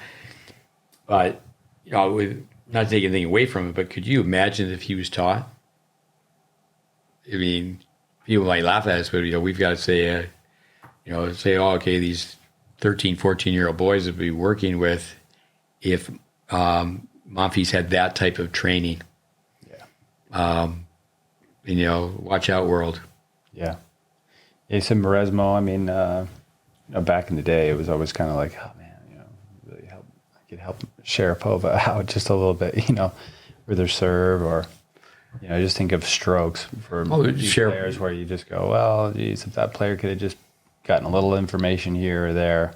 Sharapova, even though she won, so many Grand Slams, she won the French twice. When it comes down to, like, say, Rajiv Ram, great player. He did so well at the Australian. He got to 2 finals. He won one. He won the mixed and lost in the men's. Yeah. Sharapova is similar to... There's a guy who played 1 semester of college tennis. Yeah. So when it comes down to... Sharapova tried to emulate Sampras's serve with not as much success. Yeah. I think of Sharapova... is so self-critical where she won. She said that on clay, I move like a fat cow on ice. So, it's very interesting to listen to players. But, no, I do think that from the get-go, if she was taught to go forward more, big swing on the forehand. I don't like this. Well, she had a WTA forehand. Is a forehand's a forehand. And her racket face on both sides was a little bit open. But great player. But the thing about her is that it comes back to the first question is that in secrecy really. I coached one of her friends, Liberty Secchi. They were buddies growing up at Baltieri's. They both had been there 5 years. Liberty and her father didn't know that they kept it a secret that she was going out to work with Lansdorp once a month, and. So Sharapova, there's so many. Okay. But, it says right here to have coached them from the age of 12 to 18. I'd say I would have liked to turn that back because, if you're working with someone, when you start working with somebody at 12, if they've already been playing 6 years, and it's not to beat anybody up, but in the U.S. right now, tennis has gone back to being more of a minor sport. So you always hear that, well, the athletes are playing the sports that are not on cable TV, but, the CBS, the NBC sports, ABC, basketball, football, baseball. Here's a question for you. Thoughts on using the wrist to get racket head speed, spin, and directional control on the forehand ground stroke? Well, here's a Braden-ism. We're at war with the wrist. We're at war with the wrist. One of the best, yeah. And I made a video today for a young boy, and I just show him his forehand slow motion. Now, we made a technical tape for him, and then we put him through 2 different types of skills tests, and he's playing in slow motion, and it's really, the racket's here, and really? Yeah. For me, it's just, Vic used to always say, well, first of all, the wrist there's no separate set of wrist muscles. You would bring that point up a lot. But if you just really could go, okay, here's the dimensions of the court, 19.1 degrees. If you're a little off, it's going wide. If you're a little over this way, it's going in the net. If you're a little open this way, it's going long. So to try to really force that movement, the wrist will move passively. It's like, hey, from the forces involved, the forearm going fast, equal and opposite reaction, the wrist will lay back and then it comes forward. But to really try to forcefully manipulate the wrist, even for injury prevention, years advisable. Years ago, you hear the term layback and say, well, just keep that layback, but I'll just bring your elbow up. Yeah. And you want to have a loose grip, a soft hand, but a fixed wrist position. And then if you watch the players at the hit, yeah, the wrist is fixed. Yeah. And so that's just, let's go with the facts. What's happening at the moment of truth? What's going on with the racket? Yeah. So you talk, the fancy words like radial and ulnar deviation and some of those things, there's some of that going on, but to really forcibly try to do it. Yeah. It's not. No, if you go really fast, the racket's going to come back into the left, but don't force it. With the wrist action going this way. But you don't want to have people, young kids playing, they think that they can hit a passing shot by making this movement rolling and coming over it, because when they come up, they don't hit the geometric center. They hit, because they're coming up, they hit to the bottom, the geometric center, then the racket twist, and then, but the ball's already gone. Yeah. Looks like it to people. Yeah. Yeah. So that's, This is interesting. One thing, Stanley Pleganov, he came before, say, Gideon Ariel, so he was like the name you heard as a pioneer in the field of biomechanics. So he was told by tennis experts to hit a forehand, you got to come over the ball. So then he came up and go, this is the best way. You want the racket, he's just listening to tennis experts. If you want the racket to go like this, so then he promoted a continental grip. And there's like, no, wait a minute, let's look at the film. Where how do the strings need to be at the impact point? Yeah. So it took people a while to, the tennis experts and the biomechanists to connect. I still think in tennis, research and practice are so far removed. Coming back to the level of play, somebody's wearing a white jacket, they're in a research lab, they're studying tennis, are the people that are playing tennis respecting the information that they're putting together? It's kind of like I tell people a lot, I always use Federer as an example because he's examined the most, but it's like, do you really think Roger was taught to flip it and lag and snap and roll it and turn the doorknob? And you know what I mean? Windshield wiper. It's like, told all that, so things evolve. And the forces involved at the highest level, the way those guys are built, those girls are built, and the speed that they're developing through the forces, things happen. But it's for these young kids to go out and try to emulate these movements. It's just, no, and I think also too is there's insecurities involved where it comes down to, there's so much salesmanship involved in tennis. Say, well, I got some secret sauce. No, you don't. Oh, this is what, this is what I saw on YouTube, and it's just parents are writing checks for it. I call it dumb and dumber. The lesson's dumb, and the parent writing the check for it's dumber. Give you 3 secrets. The Malcolm Gladwell, Vic Braid spent time with Malcolm, and Malcolm was just shocked that the top players could not explain how they hit the ball. Yeah. They don't really have to, but the thing is too is they're trying to explain what they don't remember. They don't remember learning how to hit a ball when they were younger. Well, his point too was that the pros were saying things to him, and none of them were true. So he's going back and he's going, none of what they said is what's happening. What's really happening? Yeah, that's Arthur Ashe and Stan Smith spent some time with Vic. They made a video. Yeah, and they're both obviously so successful as players and champions, and they were like, I didn't know that. Yeah, they were very humble. I didn't know that. They were very open, Because if you're just looking at the film, Yeah. with Vic used to always say, and I've mentioned this before, that Arthur went out and told the people, sorry, I don't do what I said I did. And he goes, that's why his name's on a stadium. All right, next question. The purpose of the trigger finger, so the index finger. My comment on that was really first and foremost to not use a hammer or fisted grip, a motorcycle grip, that you're going to spread the knuckles on the grip so that your heel pad and base index knuckle are spread out a little bit more. So you're going to spread that trigger finger so that you're not riding the Harley. Although I wish I could ride a Harley. My lovely wife is not too thrilled about that thought of me having a motorcycle again. I think with you need to spread your fingers out. I mean, how would you catch a ball? Yeah. I mean, how are you going to play a piano? How are you going to palm a basketball? With the pressure points with, say, the thumb, the thenar, the index finger, as far as how you can, say, for example, if someone has a composite grip or extreme Eastern grip, whatever grip, is where do they apply pressure points, and does that affect the angle of the racket head? Just where they apply a little bit of pressure. So, but I'd say really for more control. I was blown away by this. One of my students said, here's an audio tape of Welby Van Horn. Mm-hmm.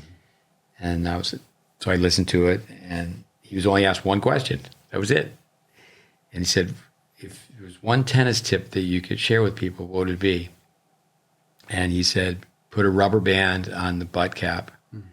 So they're choking up like on a baseball bat, because the smaller the racket, the more control they have. Yeah. And, certainly when kids are peewees or toddlers, they used to take an old wooden racket and cut it off. But have a kid use a full-size racket, but they're choking up on the full-size racket. And, then when it came down to, by choking up on the racket, if they went like this on their forehand, the racket would hit their forearm. For the listeners, he's folding his wrist forward. Yeah, so fold it forward, you're going to hit the same thing when someone is like the seal in SeaWorld waving to you like this. Some people serve that way, but if you're choking up on the racket and you go like this, it's just say wrong. It's like instant feedback. It's like Braden used to ask people. He used to have a form. He did it for the years. So people would come into his tennis school and had a survey. He wanted to know if people would not be harmful, would not be unhealthy, but would you take electric shock to be better? Yeah. And more than 50% of people said, yeah, yes. Wire me up, shock me a little bit. Yeah, give me some feedback. Now I would just suggest video. Okay, the number 8 here, we've got, what's the best way for a coach to structure a private lesson? Well, I think what type of private lesson is it? Is it a first-time private? Is it a standing private? Is it like an every Tuesday private? Yeah. I can remember, I do know how to, make money. I mean, there's some companies that said, okay, Steve, we know that you don't want to do it that way. You're too much of a purist, but how do you really make money? And, I said, well, okay, I said, I'll tell you what, I'll write a smorgasbord of private lessons for you.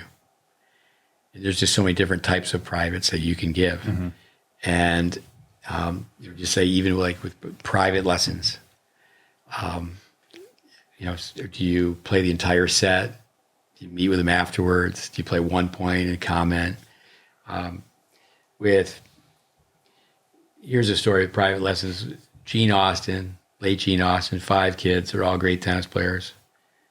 So there's Tracy and Pam. There's the 3 boys. I'm not sure which. I'm going to guess it was John Austin. But anyway, so Jean goes to the lesson, and she's sitting there like, okay, I got to understand what he's teaching my son. And Lansdorp didn't say one word the entire lesson. Mm-hmm. And then she said that politely afterwards. She said, well, Robert, you didn't say anything to him. He goes, yeah, that was the lesson. He goes, he's not listening to me, so I didn't say anything. And Lansdorp goes, it's one of the best lessons I ever gave. Yeah. And then, she goes, I understand. She paid for the lesson. Mm-hmm. So, yeah, I would think the message was when she went home with her son, you're going to start listening to this guy. Yeah. the 3 E's of a lesson, I think you have to hide education many times. I hate to say that, but the camouflage education. The 3 E's, enjoyment or entertainment, enjoyment, exercise, and education. I mean, there's the problem solution you have to assess first. You have to have diagnostic skills. What's the flaw? What's the cause? What's the cure? Yeah. So there's application and helping. That's really your arsenal of ideas, is how do you get it done? I think what I would recommend is what I've done is you have to imitate first, innovate second. Go with the best and forget the rest. Giving kids homework. I say kids, I mean adult players the same. You need to, it shouldn't be that way. You're teaching adults and teaching children. In Japan, for example, the adults come, they jog laps around the court and they stretch. I spent some time in Japan, so I was back in the States and I was doing this adult clinic, and I said, all right, just jog a few laps. And they all looked at me. In America, adult tennis clinics, they don't jump laps. They don't jog laps. I did a lot of work with the USPTA and the PTR over the years, preparing people for the tests. Everything from the greeting. How do you greet the player? And then how do you, thank the player? Bill Tim used to be the voice of the USPTA, very organized, prolific speaker. And, he had a system at one point where you took a lesson from him, the head coach, and then you follow up lessons with the assistant. So he had, like a 3x5 card, it's pretty simple. Said, this is what they're working on. So, you don't want to have the private lesson where the kid comes back and pretty much you just push the tape recorder and just play the same thing all over again. Yeah. People ask about themes. I think that's more for tennis camps. Okay, what's the theme of the day? I mean, here's a clinic and, the theme of the day. And, that's where Vic, who was a psychologist, there were so many positives about, Tim Galloway when he brought to tennis and Jim Lair who brought to tennis. But I think many times a private tennis lesson, you're on the court and it's like, you have to teach people to improve their skills. Yeah. And it just comes down to teaching's information transfer, and you need a feedback system. And it's not what the teacher knows, it's what the student learns. Yeah. And, we have homework, and we tell people we don't want young junior players, we don't want you to be on social media, but if you're putting up an Instagram post that's takes you 2 minutes to watch it. We put something that just takes minutes to read on Facebook. Yeah. And we tell people if they're in our program, they're not doing that, they're part-time. And I do think many times what happens is kids get too many lessons, they get lessoned out. I feel like many times when I'm teaching someone, they're just in a high chair and they're just being spoon-fed. It comes down to, and again, it's not to pick on parents by any means. It's not parents, it's society. How many tennis kids in the U.S. would know what you mean? You say, okay, brown bag it. Not processed power bars, but, like tomorrow at 10:30, we should have some kids that just bring some wheat bread, have some peanut butter, a couple pieces of fruit. Brown bag it. You got a 30 minute bat. We have a 30-minute workout for 3 hours. We're going to talk to you about different parts of the game, and you eat the food, eat the snack. So, when it comes down to, I think a very good private lesson would be the coach is going to come to the house and say, okay, show me in the garage where you work out. Okay, show me your driveway workout. You tell kids to do these things like, okay, get your stopwatch and measure 20 yards, measure 40 yards. But now, some of my students, the kids have to film it so you don't have to make a trip to the house. Show me you doing the routines in the garage. Show me doing the routines in the driveway. Yeah. I think a lot of junior tennis players, when it comes down to, they get stuck in third grade mentality for tennis. It's like, come on, we need to go on. Let's work on some low half volleys with, At most places, yes, most places for, consumer knowledge is parents are told you have to take privates. You need to take privates to really work on, getting attention for specific details. And I don't think that's true. With private lessons, I would say something that Dennis Vandermeer, I have the same type of thought. I was influenced so much by Dennis, is that a private lesson is it's regulated by the cash register. Now, people aren't going to drive to the tennis courts. You're not going to drive 20 minutes away to take a 5-minute lesson. But in a lot of ways, you're better off with 12 5-minute lessons. Yeah. But now what happens is a tennis kid, we have this article on our website. You got the buyer, the seller, and the taker. And the taker is the kid. And they think of the lesson as the pro is 7,200 square feet. They got a basket with 300 balls. And they're sending me a ball and go, that's it. Nice job. That's it. You got it. And, really when it comes right down to it, I think it's very, very overrated. In some ways, I would say, I don't want to contradict myself. Some ways I would say, well, you really can't argue with one-on-one. A lot of times people say, well, someone is warm and fuzzy. They gave me the teddy bear approach. It wasn't the grizzly bear approach. They whispered to me in the private voice, not the public voice. If you're working with players who want to be really good, it's just one voice. I mean, think about other sports. Yeah. Well, we're going to call you over and, say someone just missed their assignment in a football or basketball practice. It's not like, well, we'll have a consultation. We'll sit down afterwards and we'll talk about it a little bit.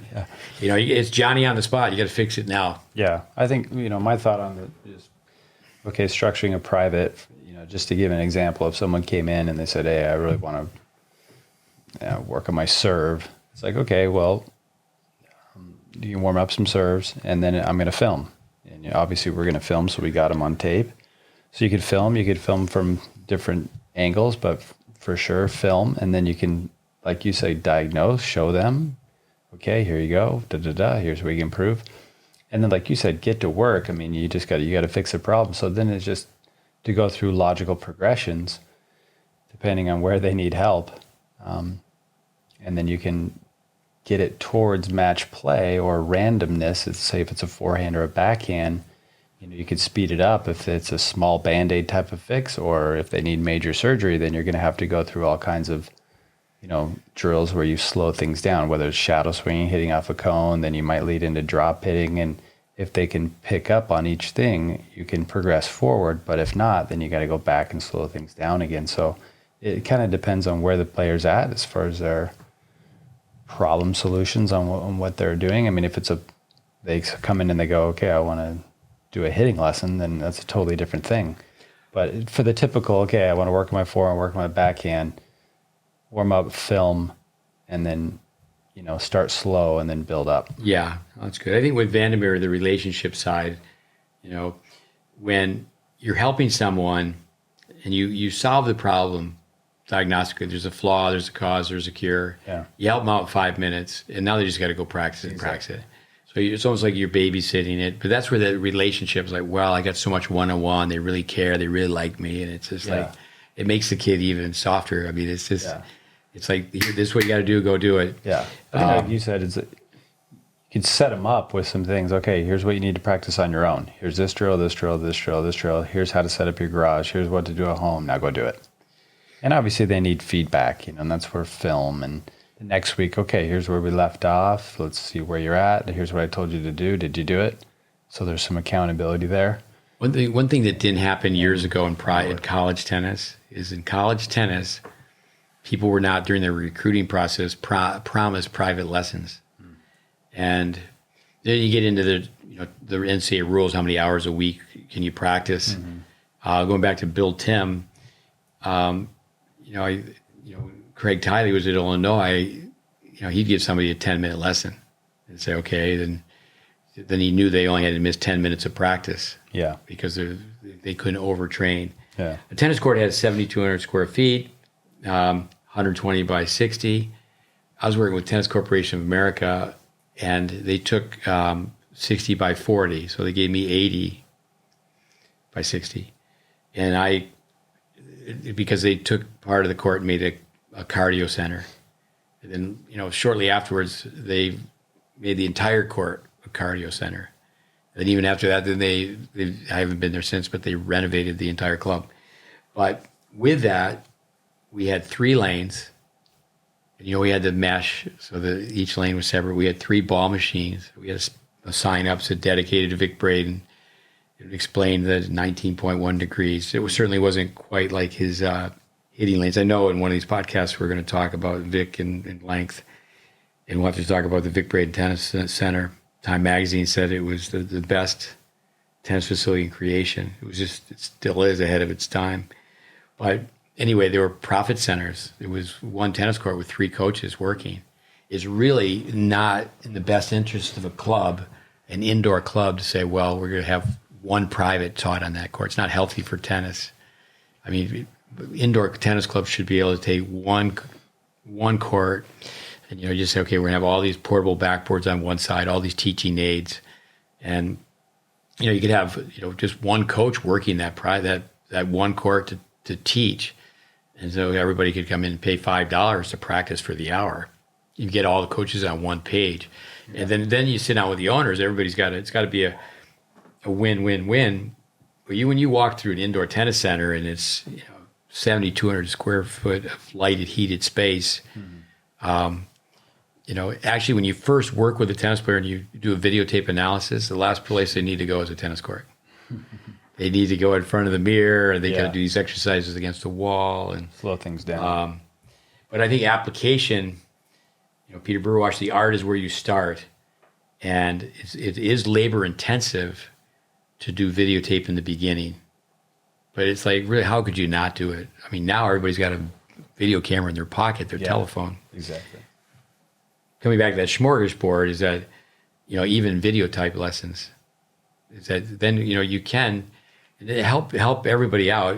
When it comes down to a pro could be teaching a lesson on one court, have a camera on the fence on the next court. He organizes a lesson he's giving, and then he's organizing the match on the next court, and he's working that camera. Then he goes home and he charts it. So there's many ways to teach a coach how to make money off the court, but it just it's a win-win-win. It's, again, I think many times people are spending too much for too little. Yeah. Let's do a few rapid fire here. What are some common inefficient footwork you see? I see toes up in the serve motion coil often. So, I mean, basic, got some notes here. You see all the time, kids will shuffle step instead of using a crossover step. Kids are, they shuffle. Always open stance, It's like if someone's just teaching them, you got to be open stance, but that's all they can do. They're not able to step in and hit an approach shot or a forcing shot. When a kid does hit open stance, I think many people are saying, well, that's the modern game. If you teach to step straight out, you can't do that on clay. Yeah. You have to be taught to slide on both feet. Yeah. When it comes down to, then when someone always hits open stance, and then when they do hit off the front foot, they're maybe too close to the ball. The toe up on serve, I mean, if someone raises their front foot up, if once they go back down, like Pete Sampras, then you got to turn. Yeah. What he did. But you see a lot of players where they just, they kind of rock back and that toe comes up, but then there's no body rotation. I know that, a lot of people are following what we've assembled with all these different systems is to you look at some of our players, they're just coming on their toe. They're not really on the ball, their foot, and coiling, turning their knee, their hip. Yeah. They haven't turned their body at all, and they're just on their toe. Yeah. And Don Leary's word picture method, mash the potato. Mm-hmm. Squash the bug. With, I think people running heavy, people running, or just flat foot runners. When it comes down to something with Medvedev at the Australian Open, love how that guy just runs after every ball. So his opponent comes up to the net, they angle off a volley. He runs until that ball is bounced a second time. Yeah. He just catches it on a second bounce and gives it to the nearest ball boy. Yeah. Bjorn Borg, Rod Laver watched him. What do you think? Happy feet. How many shuffle steps they take, adjustment steps. Footwork is actually more important than racket and body work because it comes first. And you don't like footwork, play golf. You have to move. And, with working with a player right now who's slow twitch athlete and gets size 14 shoes. He's slow twitch and get him on a field and, runs really well. Yeah. Breaking a 5-minute mile on a field and but slower than dirt. So that, that mentality, it's speed really. That fast first step, it has to be trained, but it's really more of an attitude than anything. Yeah. You got to I've heard you say that a lot. Love to run. Yeah. Yep. Favorite group or / buddy system activity? Well, I just wrote down some things that we do here. I mean, touch football, ultimate frisbee, lightning ball is very much ultimate frisbee, wiffle ball. When I say relay races, little kids love relay races, but we've got a 400-meter track, and let's have, 4 against 4, and you're each going to run 110s. Yeah. And, I go way back to the tennis camp days for me is that kids being placed on teams, earning points, and your points, you get to buy water balloons, earn water balloons from your points, and then all the coaches line up, and the kids get to throw water balloons at the coaches. Yeah. And activities, I really miss boarding camps where we used to have talent shows. Mm-hmm. It used to be fun, the talent shows. I think what's, buddy system, is the group dynamics that we do, where we have the kids teaching the kids. For me, that's always fun to see, where they get better, obviously, by teaching first so they understand the information, but then also the kids can relate to other kids so well, and the concentration level goes up. So, buddy system that way would just have the kids teach the kids. Yeah. One thing here, I think we're ready for a combination episode about some cursive and signature your students have evolved. Stories. I think we could tell stories about players, parents, coaches. But it comes from Mike Larscheid. Yeah. You're going to print. You're going to be taught cursive, and then it's your signature, your autograph. So let's go through that. So this is the shape of A. This is the sound it makes. We agree upon that. Yeah. So now, say your name is Andy, begins with A. So then we go with cursive. And okay, we can say, okay, now we know what the A looks like in print format, cursive format. But then with signature, so that's where, Mike Larscheid put together, I think it's fantastic, is that it's an injustice for people watching a Federer, watching a Nadal, these great players, and saying, okay, I'm going to watch them and then tell you this is their secret. No. You got to find out what they did when they were 10, what they did when they were 12. Yeah. So you don't teach signatures. When it comes down to, some things it's ceremony, it's idiosyncrasies.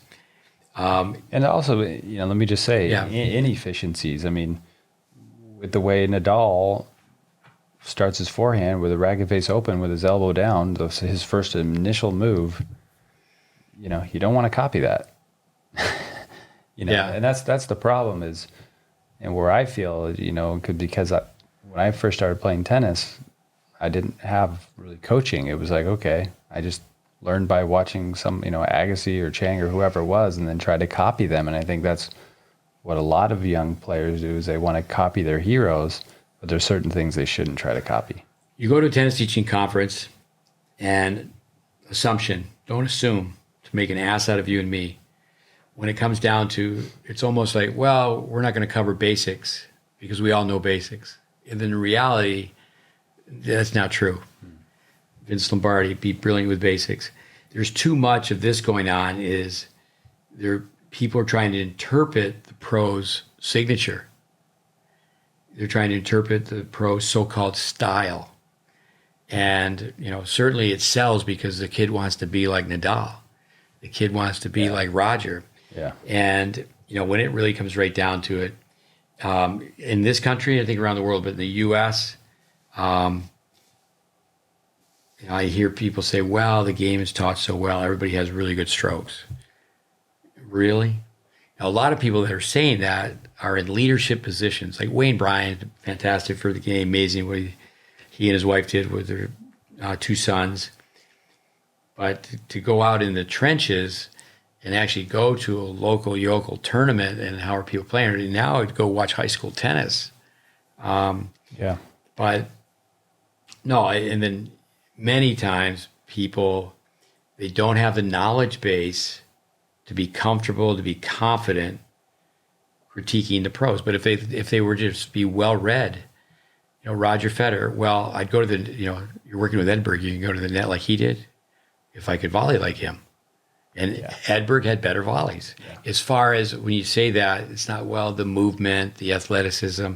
No, just as far as efficiency, like you said, okay, what does he do? Mm-hmm. On the flip side of it, Stefan did A-okay, Wimbledon champion, US Open champion. He did A-okay.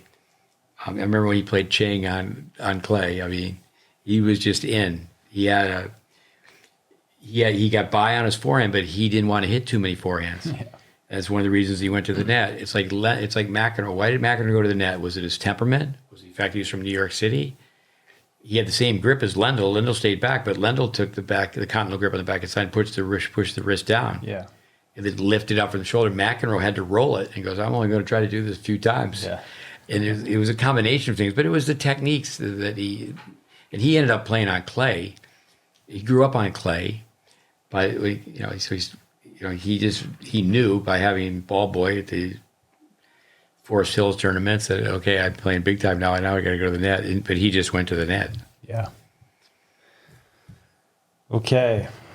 Couple more here. Best favorite mind vitamins to share with players? That's a road trip. You get in the van and go, okay, say you get 2 coaches and the kids are there, get your notebooks out and you just go mind vitamin after mind vitamin. Yeah. I could do that for, a long, long journey. Yeah. I just wrote down 3 and 3. I do have a few of my own, but this one I love, and there's just not enough time, but kid was born on third base and thinks he hit a triple. Mm-hmm. Barry Switzer. Mm-hmm. Say it again. Kid was born on third base and thinks he hit a triple. Lou Holtz. Kids used to ask what are their obligations and responsibilities, and now they ask what are their rights and privileges. Doug Davis, he's a tennis coach in Austin, Texas. I don't know Doug very well, but I was watching Ashley Weinold play. He was a very good junior player, and her parents at one time were students of mine. So he was coaching her at the time. We were at the Eddie Hur, and he just said, Steve, we're standing among the weakest kids on the planet. And it's not that, it's not to make anybody feel bad, but it's like, wait a minute, then why would you say that? Well, tennis kids, there's not a connection between the bench and the brain. They do what they want when they want. Yeah. And, they're not riding a bus. They're not learning being on a team. They don't really know what a depth chart is. Mm-hmm. It's not like, okay, I made the freshman team and now I hope to make the JV team and then I want to make the varsity. I've coached so many kids because as a supplemental coach, students send us students, coaches send us students. And, the kids are freshmen in high school. I'm talking almost every kid who's sent here. Well, are you the best player in your high school? Oh, yeah. And then it's like, they're not even playing high school tennis. Mm-hmm. That's another one. The program needs to be bigger than the individual. Yeah. I put this down with it takes a village to raise a child. I just added this to it. But no one tells you where it is or how to get there. Mm-hmm. Accomplishing your dreams is a nightmare of work. Yeah, it's one of my favorites. Maybe this, just like, say, Coach Davis, wouldn't be considered necessarily a mind vitamin. We're standing among the weakest kids on the planet. Here's one. don't become the typical American tennis kid. And that's where, again, kids get beat up. And, they're entitled, they're empowered. They're spoiled, they're soft. It's like, well, not to hurt their feelings, but it is what it is. Is that, but no, we could come back to that mind items. Well, do you have one or two? Yeah, a few. We already mentioned tonight, be brilliant with the basics. I think that's a great one. Just like, hey, basics. And then, Vic Braden's Laugh and Win. I think that's a good philosophy, just to keep your brain functioning and working on the process and enjoying the process. And then the other one that, recently we've talked about a lot with Iga Swiatek's psychologist or mental coach, saying that, she promotes with Iga just having really high standards and low expectations. So I think that's great, just to always have a high standard. Cell phone's a dream killer. Yeah. Those short quips. It was the same when you and I were kids. It's all the same. They got to hear it over and over again. Yeah. Are you all in? Yeah. Are you a 1 or a 2? Next time you have bacon and eggs for breakfast, remember the chicken was involved, but the pig was committed. All right. This is about the GreatBase Backboard. Now it's the same kind of backboard as been out as the all-in-one backboard as well. But the GreatBase Backboard do-it-yourself tips. Well, so many things. Hand-eye coordination. You don't need a tennis racket. When it comes down to, can a young 4-year-old roll the ball up, rolls it down, and they catch it, and they're 4 or 5 years old. They're tossing it underhand. Then you creativity, put the ball on your head, pretend it's an helicopter, the cowboy with the last two, and they're throwing the ball this way, then they got to catch it. It's with coming back to telephones, as the kids today, I heard that same comment when I was a kid, hey, you're watching too much TV. Mm-hmm. Kids today can't catch the ball and throw the ball. And because they're not catching the ball, throwing the ball. Teaching hand-eye coordination. But then you get 2 players, say, hitting ground strokes. It's much better than just one. Then you get 2 people hitting. You got to go much faster. You got to get out of each other's way. Yeah. So going back to the little kids, but the big kids, you can take any drill, scale it up, scale it down, take 2 balls. They're throwing one with their right hand and one with their left. And, Peter Burwatch, who we'll talk about, he did all sorts of dynamic drills to make people be more coordinated with, it comes down to, like, kids don't want to hit a ball off a stationary tee. They do it in baseball. Mm-hmm. They can't do it in tennis. Why is that? So in baseball, they have the on-deck circle. Kids, they're going to shadow swing before it's their turn to bat. Yeah. But we tell kids, all right, and they love to shadow swing. If you say, okay, take your skip rope, do 40 jumps, and then hit 4 off the cone. Yeah. Oh, they take their time hitting those 4 off the cone because they got to go right back to doing 40 jumps. Yeah. They say, okay, make them double jumps. You can have a kid hit a ball off a cone. They just the right spacing. They make the step back, step over, called the letter L. They go slow motion, and the orange pylon, the orange cone, just hit yellow, the cherry off the ice cream cone. But be switched on. Grow myelin at a fast rate. Yeah. Don't be too cool for school. So, okay, now you do 4, and then you go against the backboard, and you hit 40. Yeah. You hit 40 forehands in a minute. Go fast with your feet.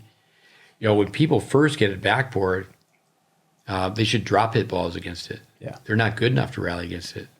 Even though the incline forces people to swing up. I think the portable backboards are very much like a domestic stationary bicycle. When people go into a commercial gym, they're going to get on the bike. They pay their dues. They've driven there. They parked their car. They've walked in. They go to the locker room. Okay, I'm going to work out.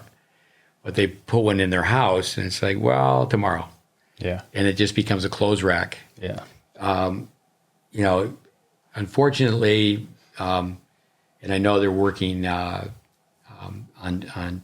having the price come down and making some adjustments with it, but it's kind of like the pocket calculator. if more people were to buy it, the price would come down.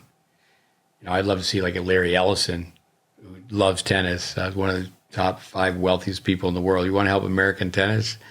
Let's get these things all over the place. Yeah. How can we get kids to hit more balls? Yeah. You can play sets. Yeah. You actually in group setting, you can have, say you get 4 people, you hit one, you run under the backboard and come around. So there's a lot of drills online. Yeah, we have some on the YouTube channel as well. When I first read that, and maybe this is it, but it's a GreatBase Backboard do-it-yourself tips. If it's to make your own backboard, but I don't know if that was any kind of meaning behind it. Yeah, people have tried, but it's just really, it comes from a teaching aid made in the 80s. In this country, it was called Tennis Made. Yeah. In Sweden, it was called Tennis Partner. I used to make it mandatory for juniors to have them. So did the French Tennis Federation and the Swedish Tennis Federation. In this country, it was made in Charlotte, North Carolina. And then I wasn't smart enough, so it was like 10 years went by, and I go, so we just started making them. Yeah. And Jeff Lewis, who we've trained to teach tennis, great tennis teacher, he's into it. He really, with his father's help, put the GreatBase Backboard together. And 40 balls in a minute. Yeah. But people get them and they don't use it. And that's like 3%. We play this song with the Green Beret, 100 tested.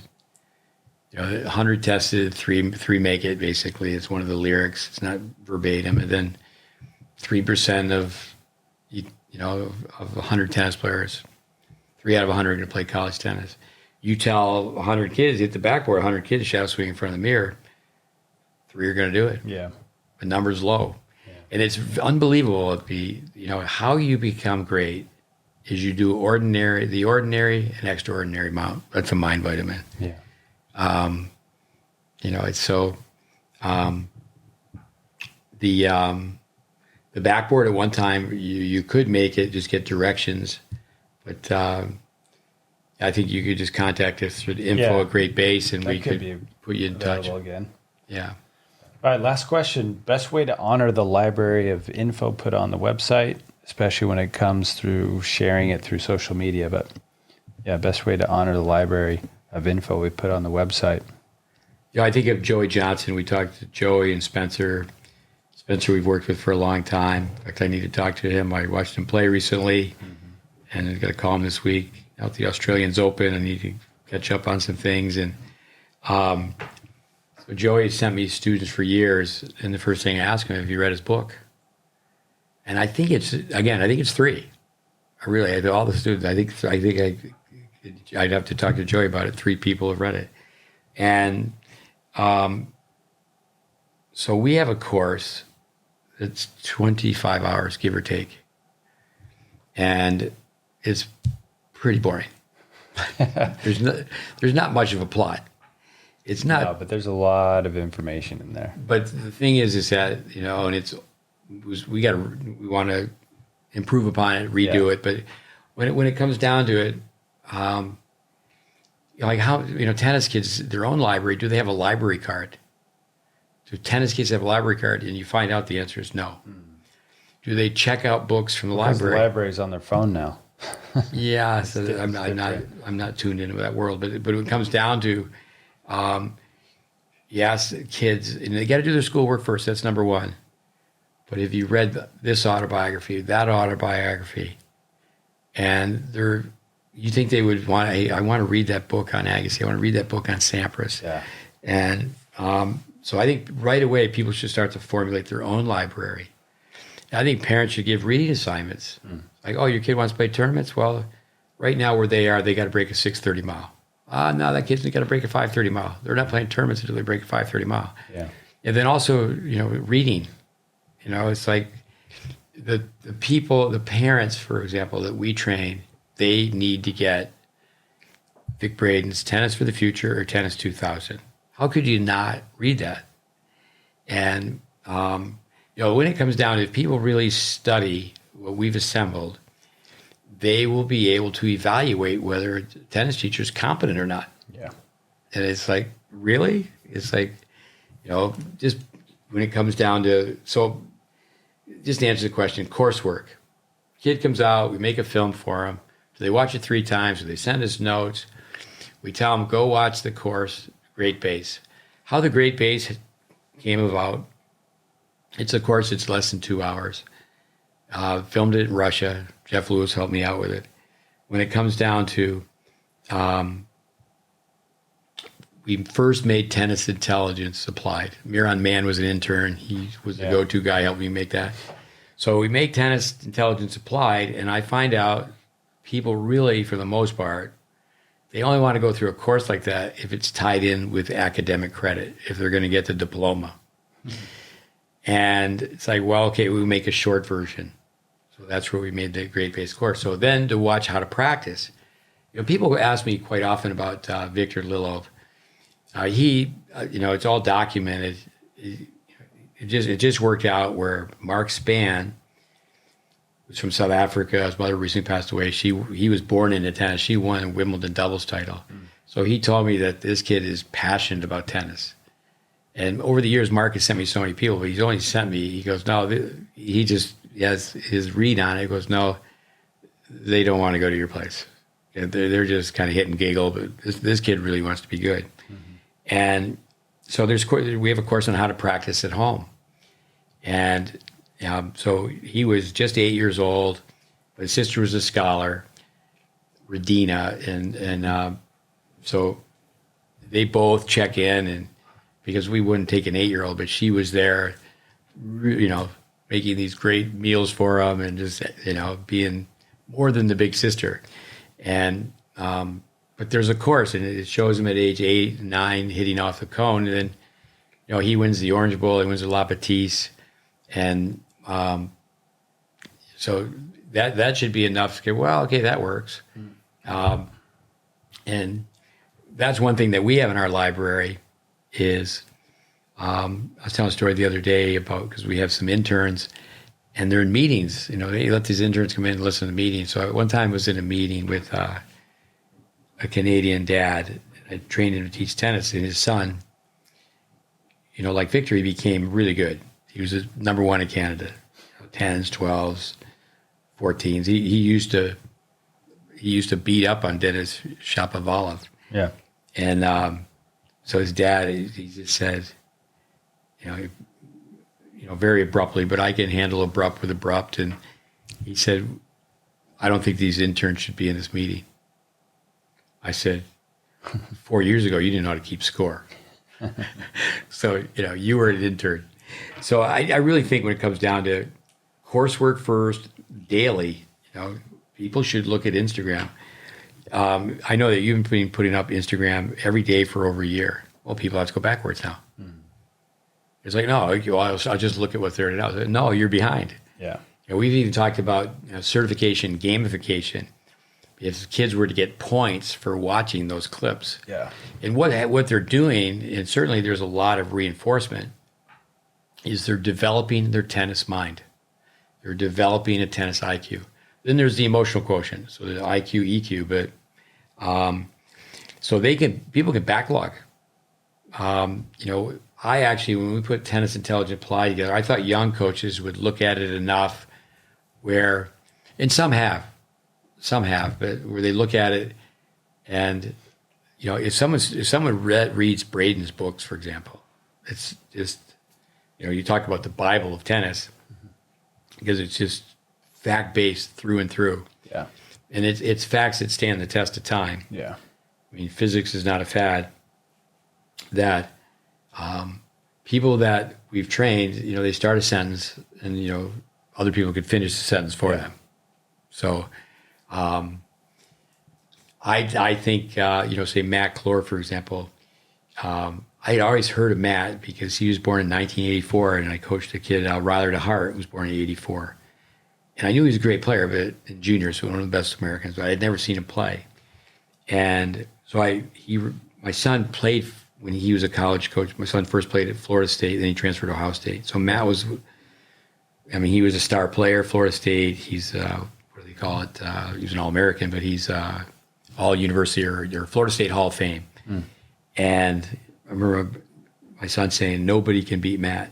And oh, come on, he's not even playing anymore. He's coaching. He's got a little baby boy, but what I know, Matt, he took an hour a day. It's called continuing education, and obviously he learned so much about tennis through his father. But when it comes down to Craig Tiley's name comes up many times because he's not per se maybe not a coach now.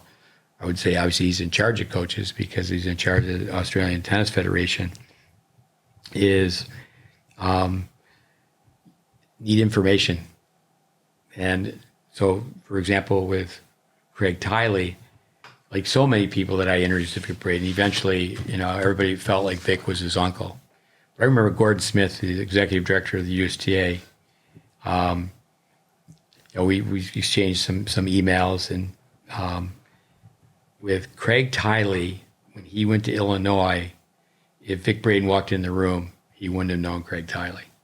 But Craig Tiley knew Vic Braden, the resource. And that's what it is. And it's still there, the information. And, I was talking to someone from China yesterday, and they asked me about tennis in China.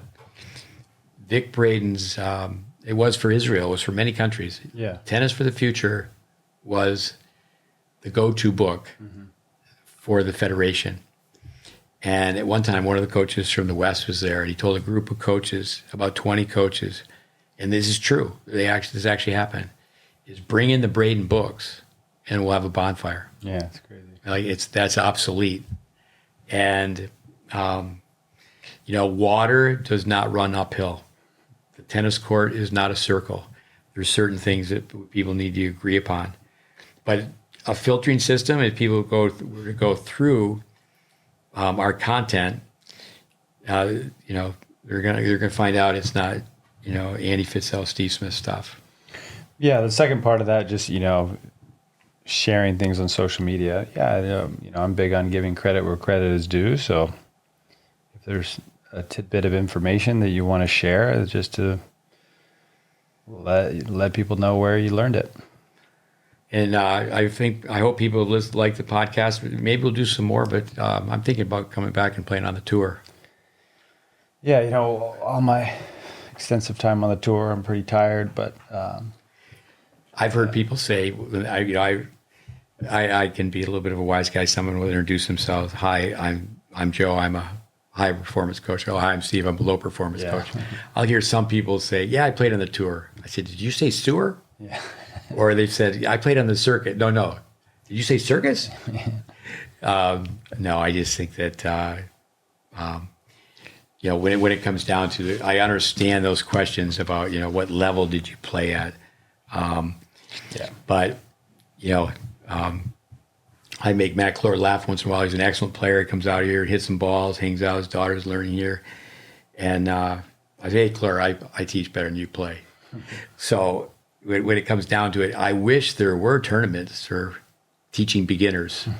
Somebody's going to get lucky and get the kid who's a little more athletic, and someone's going to teach the kid who's got 2 left feet and puts, as Vic would say, puts the ice cream cone in their forehead. Exactly. But that's how you judge a program. You judge a program by, unfortunately, the kid who's taking that ice cream cone. If you can get that kid to play, then you can really teach tennis. Yeah. I think there's so many merchants of flesh. I have a brother who was in charge of 3 NHL hockey teams, and they're looking for players. They want to develop talent, but they're looking for people that are ready to play in the NHL. Yeah. When it comes down to, that's what I really respect about someone like Welby Vic, is that they took beginners, even like C athletes, and made them A players. Mm-hmm. Take a beginner, and now they're knocking on the door to win a national junior tournament. Mm-hmm. So hopefully the podcast, Instagram, Facebook, whatever, LinkedIn, the whole 9 yards. YouTube. People are zeroing in, and this will help them with teaching and playing. Yeah. No, thanks everybody for listening. went through pretty thorough, some questions, and we'll continue to do more of these, I think, in the future as well. We do it under 20 minutes? Yeah, something like that. There may be some other questions and comments that we can put out here shortly as well. And yeah, as always, you can check us out on our website, greatbasetennis.com, and social media at GreatBase Tennis. And until next time, we're signing off. Appreciate you listening. Yeah, thanks. Adios.